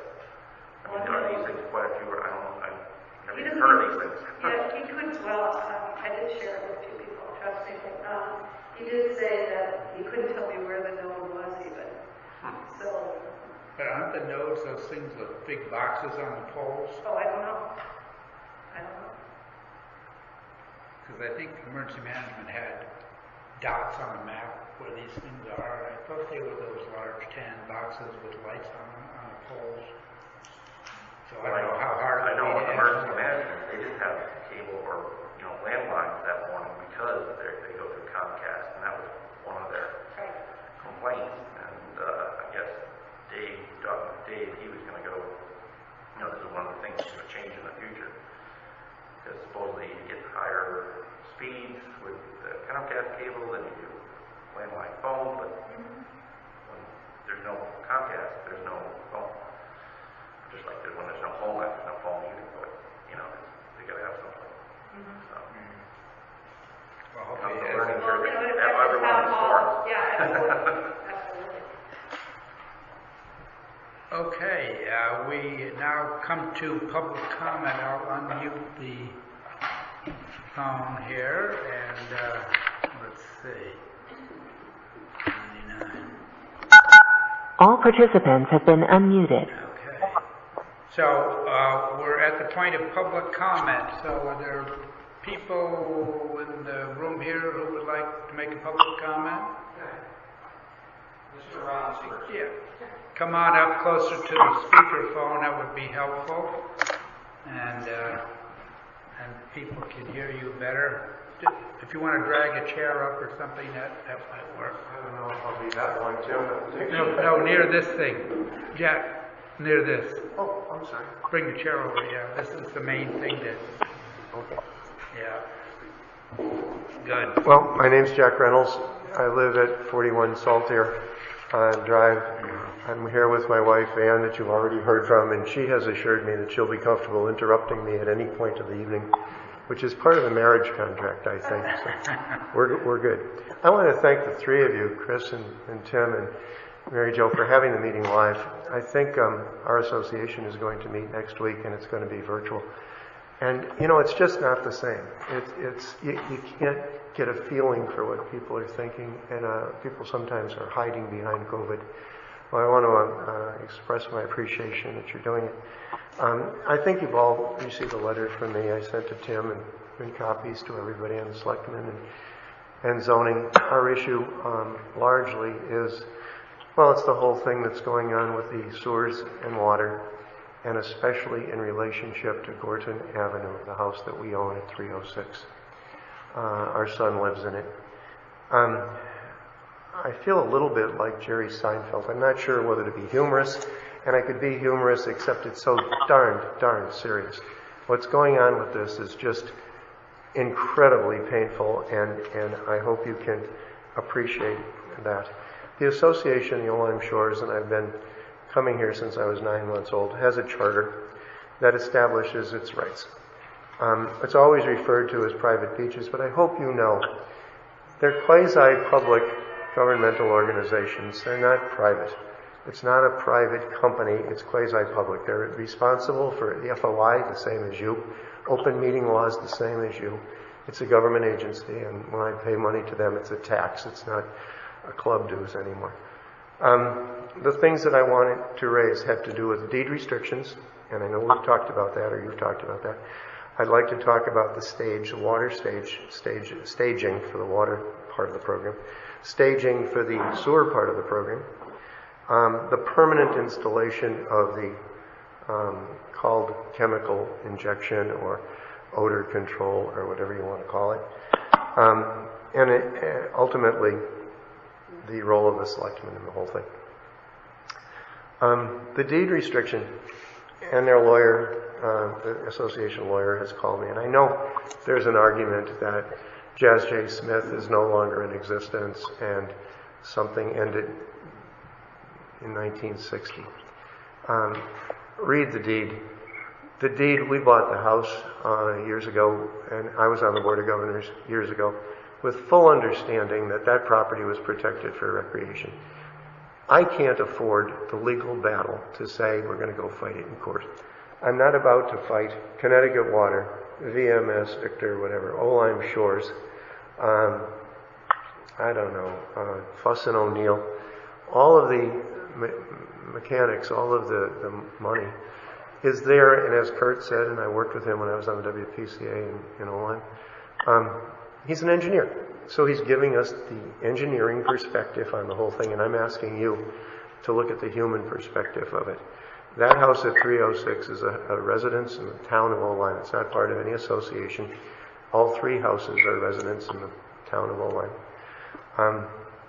And I hope you can look at it in that light, because I'm arguing that what they're doing to those three towns and to our house, those three houses, and to our house and to our son, is unjust and unconscionable. And it's killing people. The residents of those three houses have some severe health problems. And they're being tortured. People have said to Billy that they think his house is unlivable. Between dust, noise early, I think Dan Forquet, is that his name? He's been wonderful. He's been very good about going over and putting some pressure on them about dust and what have you. But the first stage, the Beach Association circumvented. They think they're private. They circumvented the people. They circumvented you guys, and they circumvented zoning. They set that thing up, and the only time they had a meeting with you folks here in zoning was after we started fighting and complaining about what they were doing. They built that whole staging area, assuring residents that there'd be maybe 2 trucks parked there. They get 40, 50 foot high piles of sand and stone, dust all over the place, noise all over the place all day long. Please, each one of you, if you get a chance, drive over there and look at it. It's unconscionable and it's unjust, and it's terrible what they've done. Okay, in most neighborhoods, you have a house construction, and I know your ordinance says temporary construction. Temporary makes sense. You're building a house. They're taking longer at that, if they come in for stage 2, and they will, for the sewers, than it took to build Foxwoods. They're talking about 2.5 years of unconscionable lifestyle for those 3 houses. I hope you force them to go find another staging area. There are other staging areas. It doesn't have to be there for 2.5 or 3 years. It's just wrong.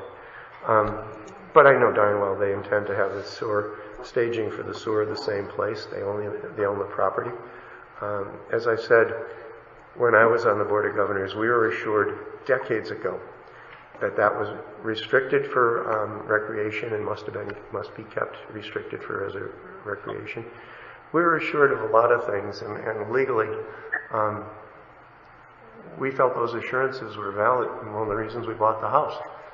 I hope you don't let zoning restrictions go to heck, deed restrictions go to heck. And I know it's not your primary responsibility, I'll get to that. But as the executive and the legislative leaders of this town, I don't think you can let that stand. I don't think you can let deed restrictions go to heck, or a lot of the deed restrictions long after people are dead could be ignored. We could have dairy queens instead of conservation or other sorts of private protected areas. I think the same is true about the zoning. You don't buy a house and then have the zoning change their mind and say across the street there can be a dairy queen. I don't think it's in the best interest of the town of Oline to let this cavalier, callous attitude go on. And the fact that they circumvented you and circumvented us, didn't talk to the owners, didn't talk to the residents, just went ahead and did it, says to me it's an arrogance that you need to do something, you need to intervene. Get people around a table and say, come on guys, come up with a compromise. That's what I said to Kurt. I had worked with him on the WPCA. There would have been room for compromise, but instead they saw fit to just say, forget compromise, forget conversation, just do it. All participants have been muted. I hope this one isn't muted. I don't know. I think I've probably covered most of what I wanted to cover tonight. I hope. You know there will be a zoning commission special permit hearing, or I don't know when, Tim. I know there will be and will be there. But, you know, and I'm not accusing you at all of this, but I've been part of bureaucracies. I've been part of government. I've been part of state, federal, a little bit, and local. And I know it's easy to say it's somebody else's job. In this case, I know it's easy to say that a deed restriction isn't yours. It has to go to court. And I'm telling you, we can't afford that. How many people could afford to fight those corporations? I know that the zoning isn't selectmen. It's part of zoning. But please, intervene. Get involved somehow. This is just wrong. And it's wrong for the town. It's wrong for my son. It's wrong for us. It's wrong for that whole neighborhood who's... The permanent structure is beyond belief wrong. And I sent you that letter, a picture of the proposed structure. It has an 8-foot fence. Kurt said tonight, they don't need any fence. They don't even need a shed. A shed to be in. That facility could be right out in the field. The field's the size of a football field. It was baseball.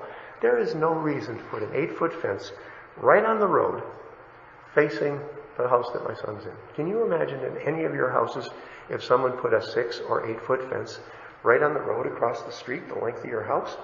You know, have they said that is... That's their proposed structure. Or is that just kind of a concept? Oh, it's their proposed concept. When they say it's proposed, who are they proposing it to? They're going to propose it to zoning. There is no reason to take a 10-foot by 14-foot facility at the most, and he says it doesn't even need a building, and put it inside something that's bigger than your house. It's enormous. They could bring trucks in there and turn around. I hope there isn't a plan that we don't know about when other areas get involved to put more stuff there. But once we lose that authority that it's a residential neighborhood, that it's deeded recreation, all heck can break loose on that property, and it's just not fair. It is called, I believe, an 8-foot fence. Kurt said they're limited to 6, but it's still 6 feet. There are little sheds down at one end, and they're talking about this massive thing across the road. The permanent structure is outrageous. 2.5 years of a staging area right at your... A person lived with my son, moved out, couldn't stand it because the noise, the pets couldn't stand it, the dust. When he came on a Zoom meeting and said that there's dust, they delivered a 12-inch sprinkler to say, here, get rid of the dust. You know, you can get rid of the dust with a sprinkler. There's a 40, 50-foot high pile of sand and they filter it. Just get out the rocks and bring it back in or sell it or whatever. So, if you ever want to read a deed, the charter that establishes, we revised strongly, don't ever let that get challenged because it was passed by the legislature in '65 and it would never, ever pass again. It's just absurd the degree of arrogance that some of these beaches can have. They think they're private. And it's not a private corporation. It may be a private beach, but it's not a private corporation. We're subject to you and to me and to freedom of information and open meeting law. So, I don't know. I've got other sons that are livid, that want to go to media. You've seen some of the articles in the newspapers. I don't want to have this become that kind of contest. Please intervene. Get us around a table and demand compromise. Come up with something that says, guys, this isn't mow them down because we got the power, mow them down because we can do it, but rather, let's find a solution here. They haven't even talked to us. Thank you very much. Sure. Drew, do you know, I couldn't hear you, said the fence is 6 foot or 8 Well, Kurt said tonight that they're limited to 6. I read that it was 8. I think that's the max on fence is 6. I think it's, but you know, it's also max that it's behind your house on the line. You can't get no view of the ocean. So you're not even supposed to have 6-foot fences on the sides. Sure as heck not on the front. Yeah, I think it's 6 foot, you don't need a permit. I think you need a permit to hold that. I can't imagine not needing a permit to put up a fence. Do we know that it has to be in that spot? That's a major part. Okay, you know, so one of my sons would say, by all means, the whole thing should be fought. It all should be resisted. I've been around bureaucracies long enough to know, wait a minute, is there some sort of middle ground here? Sure, I'd rather it went over on the property on Billow. I'd rather it went over on the property of Cohen that I put in the letter that it said he's game for staging or anything else. I don't know whether it has to go on that property, but if it has to go on that property, it sure as heck doesn't have to go closest to 156, right near one guy's bedroom window, and right across the street. It could go back on third baseline, if you can think of how that ball field was. It could go in other locations. It could have I don't think it needs a fence. It could have a road into it. When I raised the WPCA, my minutes got changed off the record. I don't know why. Because I said it should at least come before the WPCA, the association, as to where this thing's going. The vehicles, it's too easy, Tim, to point me to say it's somebody else's fault. We all need to roll up our sleeves and say, doggone it, let's find a way to solve this thing. Did I answer your question? Yeah, you did. You know, I mean, that's the picture that I've seen. And it's also interesting that if you look at in that letter, there's the package that he passed out tonight. There's the Fuss-O'Neill diagram, and there's the proposed structure.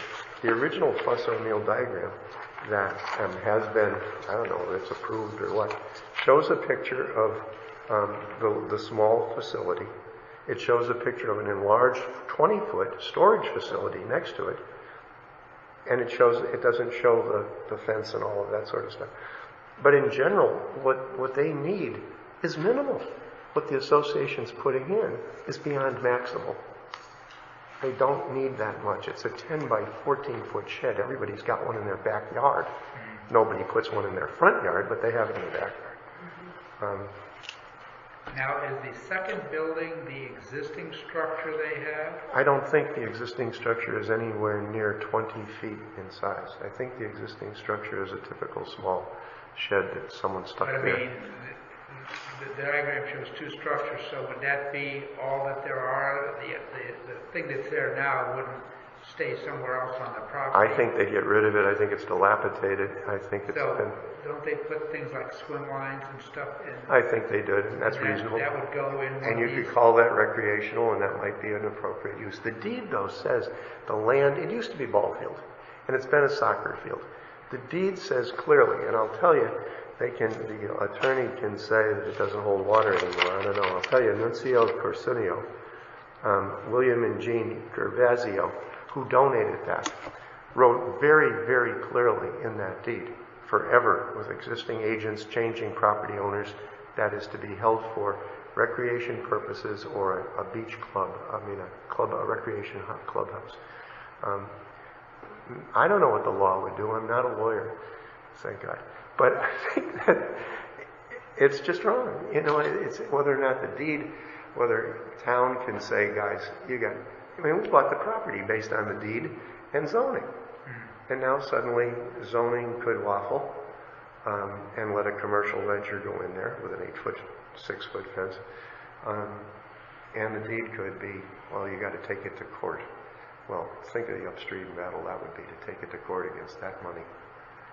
Anyway, yeah, I don't know. There's one small, archaic, junky little shed there, so that would be cleaned up. But it's also too close to Billy Perone's property that's on the same side of the street. And if you put other stuff there right outside his bedroom window, it's not fair. It's not right. There's 3 with severe problems, and I don't. But even without the problems, I mean, your house, anybody's house, nobody wants that across the road from them. And OLIM, I don't think, wants that to have on their record that zoning and deed restrictions get changed when someone has a real good reason to do it. There are alternatives. Yeah. So what, you said there's a special zone when you want this, or it's on they have to get a special use permit, I think. So. And DEP's in on it too, Chris. We talked to him a little bit. My wife talked to them today.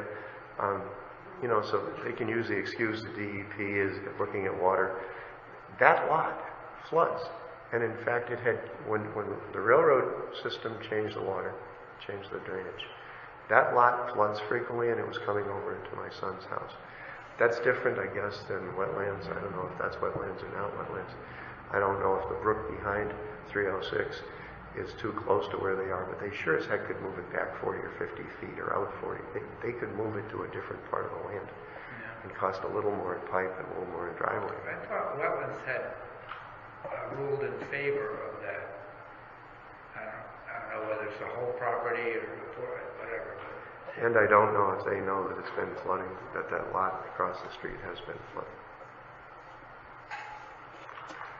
Thank you for hearing me. I'm sure you didn't want to be late tonight. Oh, well. I've lived fine. too much Don't to. worry about but that. Thank you very much. And if there's ever any questions or suggestions, please feel free to call me. You've got the letter and telephone numbers. Thank you. I appreciate that. Thank you. Did you? Dennis Maluzzo will speak to us. I got a bunch of stuff. First thing, Dennis Maluzzo, 7 Portland Avenue. I got an email from the town clerk stating that the chairperson of the Ethics Commission sustained an injury and won't be able to fulfill his roles. And I asked her, and I said, so what's that mean? Well, we have to talk about it. And I said, then what's the vice chair's position? Because the vice chair is, the way I understand it, the next in line. Just like in the services, the sergeant drops, the next guy in line takes over immediately. Well, let me put it to you this way. There's been an ethics complaint filled out back in May of this year. May, we couldn't do anything. June, we couldn't do anything because they weren't sworn in. The old commission wasn't sworn in again because of term limits. Well, because it lapsed. Because it lapsed. And as far as I know, when a position lapses, you're still in the position until you get replaced. Say that. I've gone to the Ethics Commission in Hartford, and that's what they had said. Well, the lawyer said that I think the new version has that, but the old version didn't specifically say you stay in the position until a replacement is determined. That's in the new language. Okay, be that as it may, it's now September.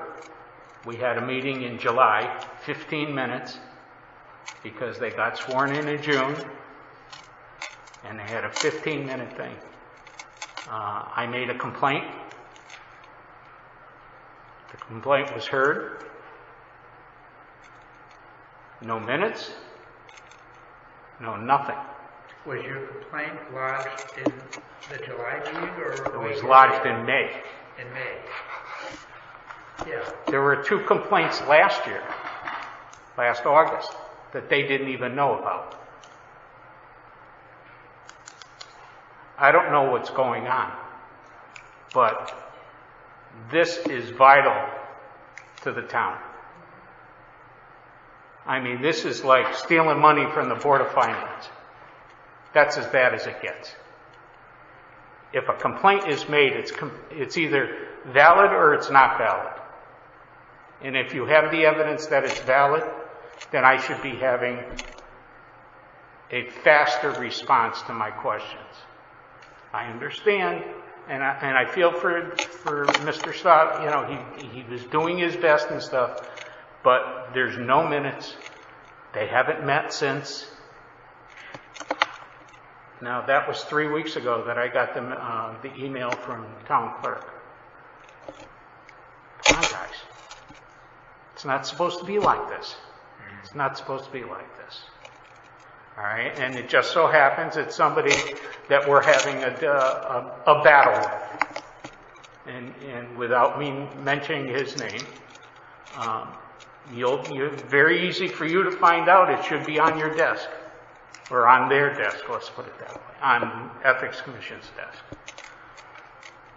I don't know how long this stuff is supposed to last. Just so you know, I sent an email to the 4 remaining members saying that they need to meet, they need to do minutes of the July meeting, they need to elect a new chair and vice chair and secretary, depending on what happens. They need to appoint a new member, of course, and then there's still 3 alternate positions that are unfilled. Right, and they were unfilled in June. Yeah. Now, as you know, probably, the Ethics Commission appoints the members, not the selectmen. Correct. So, when we get the ordinance modified, we gave them a roadmap, have a meeting, swear, constitute yourselves, get sworn in. Until you're sworn in, you really can't conduct business. So I guess they were all sworn in. The June meeting was that, but the minutes were very brief. There weren't any. No, there were minutes for the June meeting. The June meeting was there weren't any valid participants. They did have minutes. Right. Albeit. Right, but they couldn't do anything else because they had to all be sworn in. July, right. And there's no minutes. There's so no I minutes. don't know what happened. So they need to get those minutes out. Of course, they're way past. We stressed when you meet, you're supposed to get the minutes in and all that stuff, and that didn't work. No, that it didn't. Because I've been waiting patiently. Yeah, I mean, and other people that made complaints last August. Of 19. 2 of them.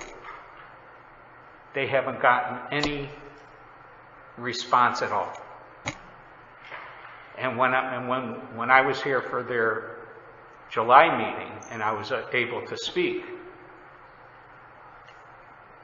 they didn't even have a copy of it. How do you know about that? Because I had a copy. Because the people that made the complaint were frustrated and said, typical O-line politics. And I said, no, it can't be, because they're bound by the state. But wouldn't the complaint have been given to the commission? It was filed with the town clerk.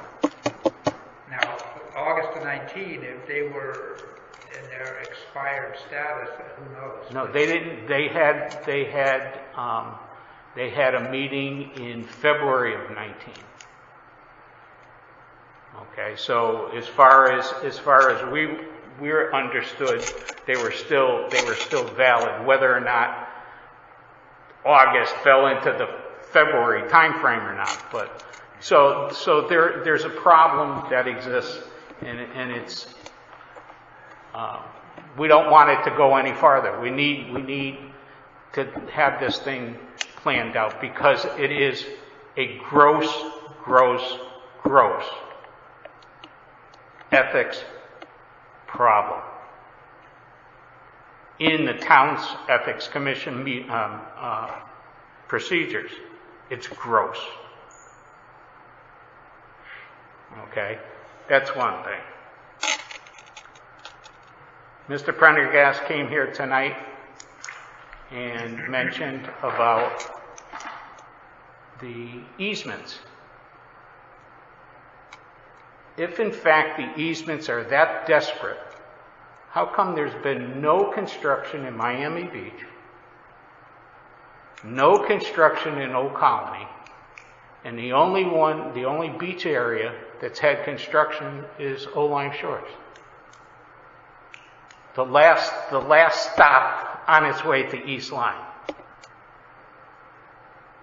They could have been putting pipes into their own streets. He said, we went through, and it's a regular real estate, nobody's getting paid. And we're only going for $1, correct? Isn't that what was said tonight? There was no payment made to anybody. If it was only $1 and it was a regular real estate transaction, how come we haven't heard anything from WPCA? He is stonewalled us without answers to our questions. That's a problem. That's a $9 million problem on our backs. Not acceptable. Not acceptable. Okay.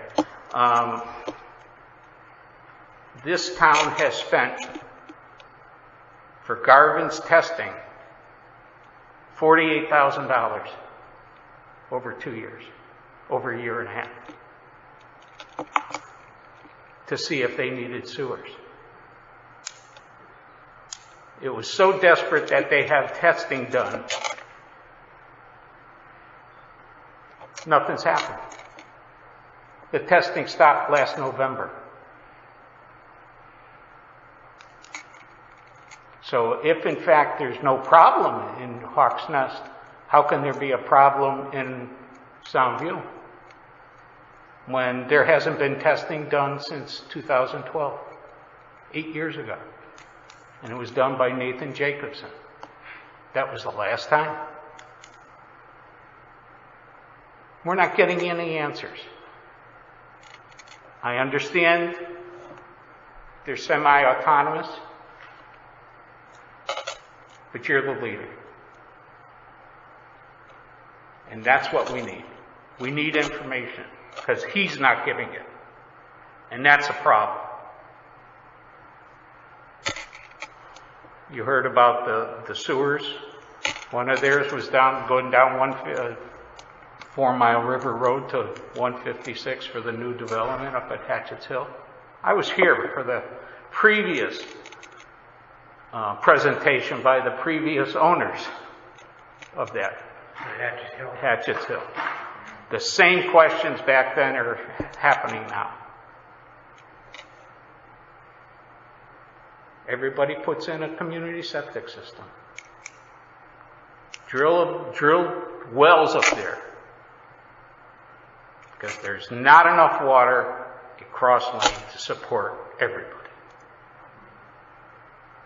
And if we have sewers, there's going to be even less water. And that's a problem. That's a health problem.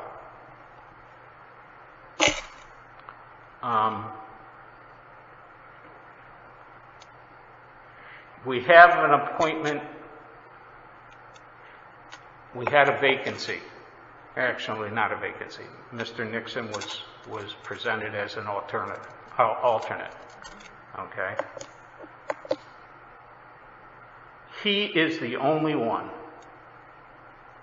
that I could see has any validity in sewers, because he works it. Okay. How can you ask me to pay My portion of I'll give them $7 million without me having a plan in my hand, without me knowing what the cost is. What's the real cost? What happens if the pipe breaks? He says, okay, the town's on the hook. I'm the town. You're the town. That's not how it's supposed to be. We're one quarter of the sewer project, and we're putting up 30% of the cost. How does that work? My math, I mean, granted, I didn't go to college, but 25% of 7 million shouldn't be 33%. They're taking advantage of us. No testing. I haven't seen anybody from the health department test anybody's wells. Test anybody's septic systems. There's no data. No data at all. Because if it is, we'd be seeing coming up there in their front lawns or their back lawns. And we don't. It needs to be challenged by 52 Lime Street to the WPCA. They need to open up their books and see what this negotiation was for the easements. If it was only $1, what's the problem? Then that means that you don't want to open it up to me. That means it's more than $1. Somebody's making money somewhere. It's an awful thing to think about. He lives in White Sands. You live at Griswold Point. You're with us on the the east side of town. Chris, you're over here. Not phased one bit. It's not in your backyard. 3 streets. But yet when the high school wants money every year, they get it. $30 million. This should have been a walk in the park. Walk in the park. So, that's all I got to say. Any questions? No? Thank you. Okay. Good, now I can go eat supper. All right, so, let's see. All participants have been unmuted. Is there anyone on the phone who would like to make a comment?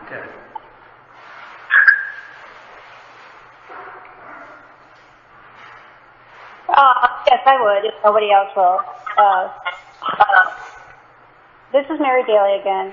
Hey, just in regard to what I'm hearing, I did speak with that gentleman's son one day. He's sleeping in his basement now because he can't breathe in his own house. It is pretty terrible what's going on that street. So I do hope that the Board of Selectmen does listen to him and try to do something for those poor people. They can't afford to go to court unless legal aid will come to their rescue, which I did advise them to do. But hopefully something will be done there. In regard to some of Dennis's comments, Hawks Nest testing, $48,000 pushed aside so that we can rush forward with the cost-sharing agreement and with the easement. How unlogical is that? Don't we want to know if Hawks Nest is a partner in this or if they're excluded? How can you sign any agreement without knowing that how many else is involved? It's just ridiculous. So I think the bottom line is the data has been looked at. It has been looked at, and there is no indication of pollution in Hawks Nest. I'm pretty sure, and I'm damn sure that the Garvins are going to take that to task. If the town doesn't do it and get their own expert, I'm really sure that the Garvins will, and there will be, a final say on if there is pollution in Hawks Nest or not. We should be waiting for that. We should have that. That is the horse that comes before the cart.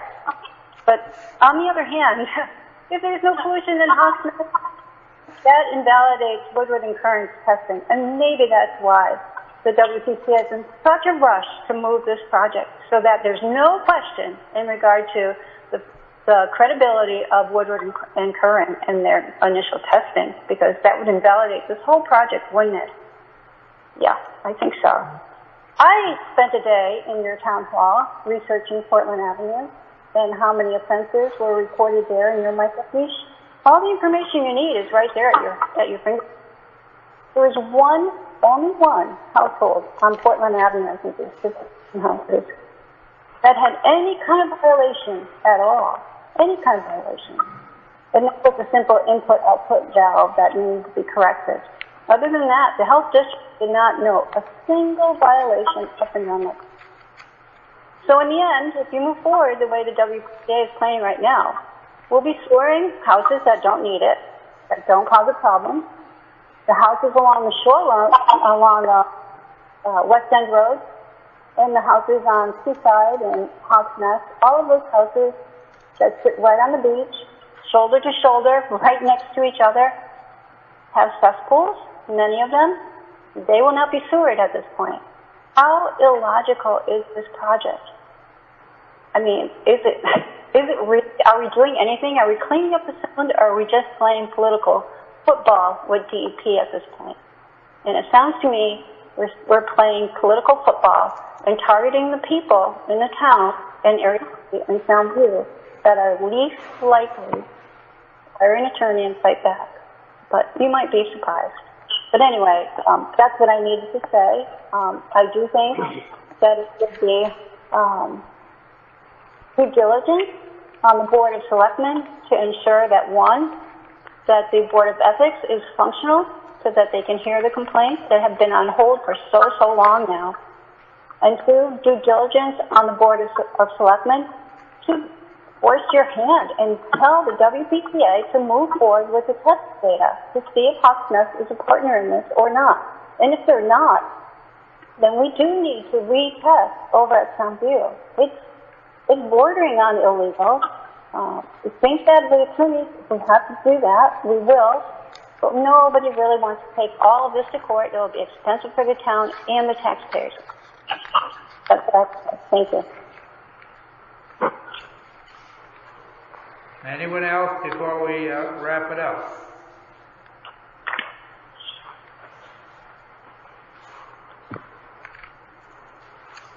Very well.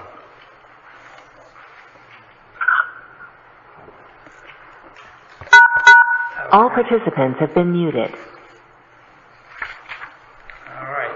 The other business section, hopefully it'll be brief. It's late. That's directed towards me. Huh? That's directed towards me. Kidding.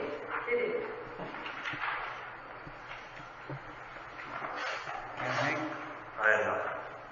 I have a couple, but I will be brief.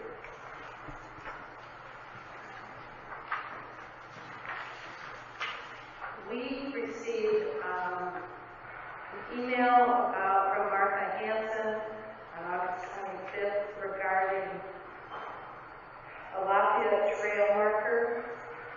A what? Lafayette trail marker that the Historical District Commission has, I guess, contacted the Lafayette Trail Inc. Because apparently the Marquis de Lafayette had visited Old Lyme in 1824, and there is, I guess, a process. I guess it looks like they're in the stages of development, putting up a trail marker to Lafayette.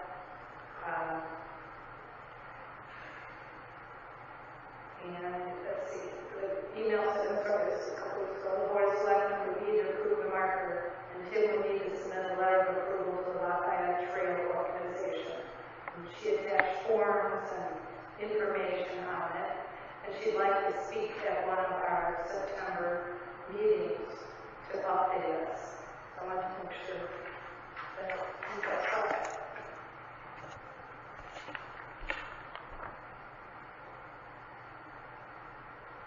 I remember seeing that email.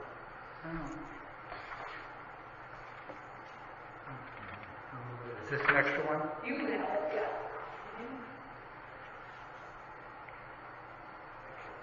yeah. Now, this was all about what now is the Ames house, the old McCurdy house. Okay. Being the house that Lafayette was in, correct? Mm-hmm. But they don't want it on their property, is the way I wrote it. I kind of think that's the idea. And so they want to put the marker on town property? So, which, Lafayette, I mean, the house? Marty Ames' house. The big white one. So it's on her property somewhere? No. They want to put a sign there on the property. And Lafayette supposedly stayed in her house. No. So they have. Well, the house is for sale. Maybe the new owners. Marty doesn't want it there. Evidently, from the email that she. I only know what. Yes, what wasn't permitting it to put there. So that's. So if it's sold, maybe the new owner would be, depending on where you put the thing. I mean, if it's going to be at the edge of the property. Well, I mean, can't hurt to have her come in and see what the size. She was requesting. Yeah, what size of the sign is and where they want it.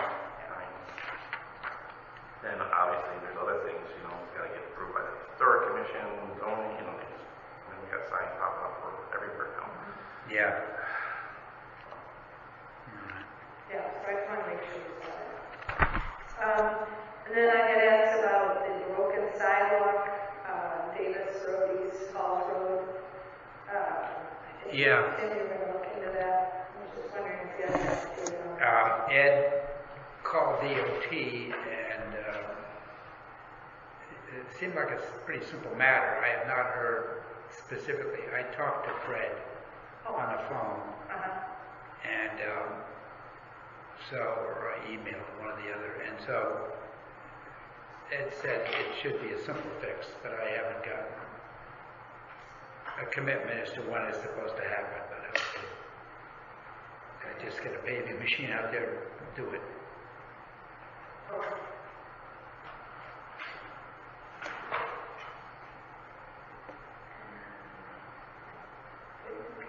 The only other thing I got from our last meeting was that I'd asked him to do anything more on the railroad bridge. We were going to talk to the first selectman, the old Sabre, to see if he had any updates. Yeah, he actually, when I spoke to him, he had not heard anything from FRA. So I guess we'll have to get a contact. Such a big organization, I don't know where you start, but he hadn't heard anything directly himself. There was a newspaper article in the day, which we could probably go back and get a copy. Maybe the day reporter who did the article might be helpful. But I was sort of surprised that he didn't have anything new. Okay, because a resident... Maybe I'll have Michelle look and see if she can research that. Okay. Because the resident called me right before I went on vacation and said that she's seen evidence of construction equipment moving in, and she feels it's related to this. And moving in on the old line side, I think. So. Are they talking a date? Pardon? Are they kind of getting specific about when they might start doing stuff? I don't have any information. No. I mean, that would not be like them to be quiet about it. It seems that they'd be constant, well, not constant, but frequent enough in communication about our plans to do the bridge in 2024 or something like that. I've driven on it once a week all summer long, and I haven't seen any activity on the bridge at all. Where she said she saw activity is on 156. Apparently there's an access road off of 156 that's they have an easement. Okay, and that's where she said she's seen equipment. I mean, someone said in the past, and don't quote me 100% on, that they were working on the bridge over Lieutenant River, and that's the access road for that. Lieutenant River. Yeah, so maybe it was so that could have been it. But as far as the actual old drawbridge, I was under it the other day, going through it. And there's nothing. But someone did tell me after the a state DOT guy in the firehouse, I think he was telling me they were doing some work on that little bridge over Lieutenant River. But I'm not don't take it. They go in and out of there fairly consistently. Yeah, they're always down there. So, the other access point is they can get in from McCurdy Road, go on the south side of the tracks there. That one was the north side. So. $1 million mile, you can go in further out. Right. That's what this person was saying. She's seeing activity in the $1 million mile. But I can ask the person that I believe was told if me. you get contact, let me know. Maybe we can figure this out, but like I said, that's part of it. Thank you. To equipment being on there, I haven't seen anything. That's all I have. Thank you. Well, all right.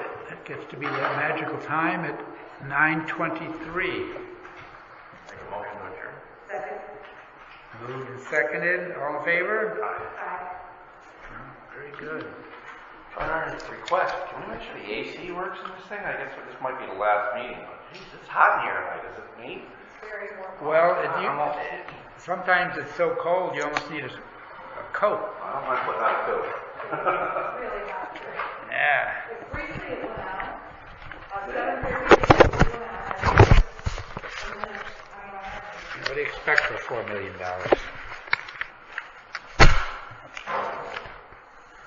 Okay.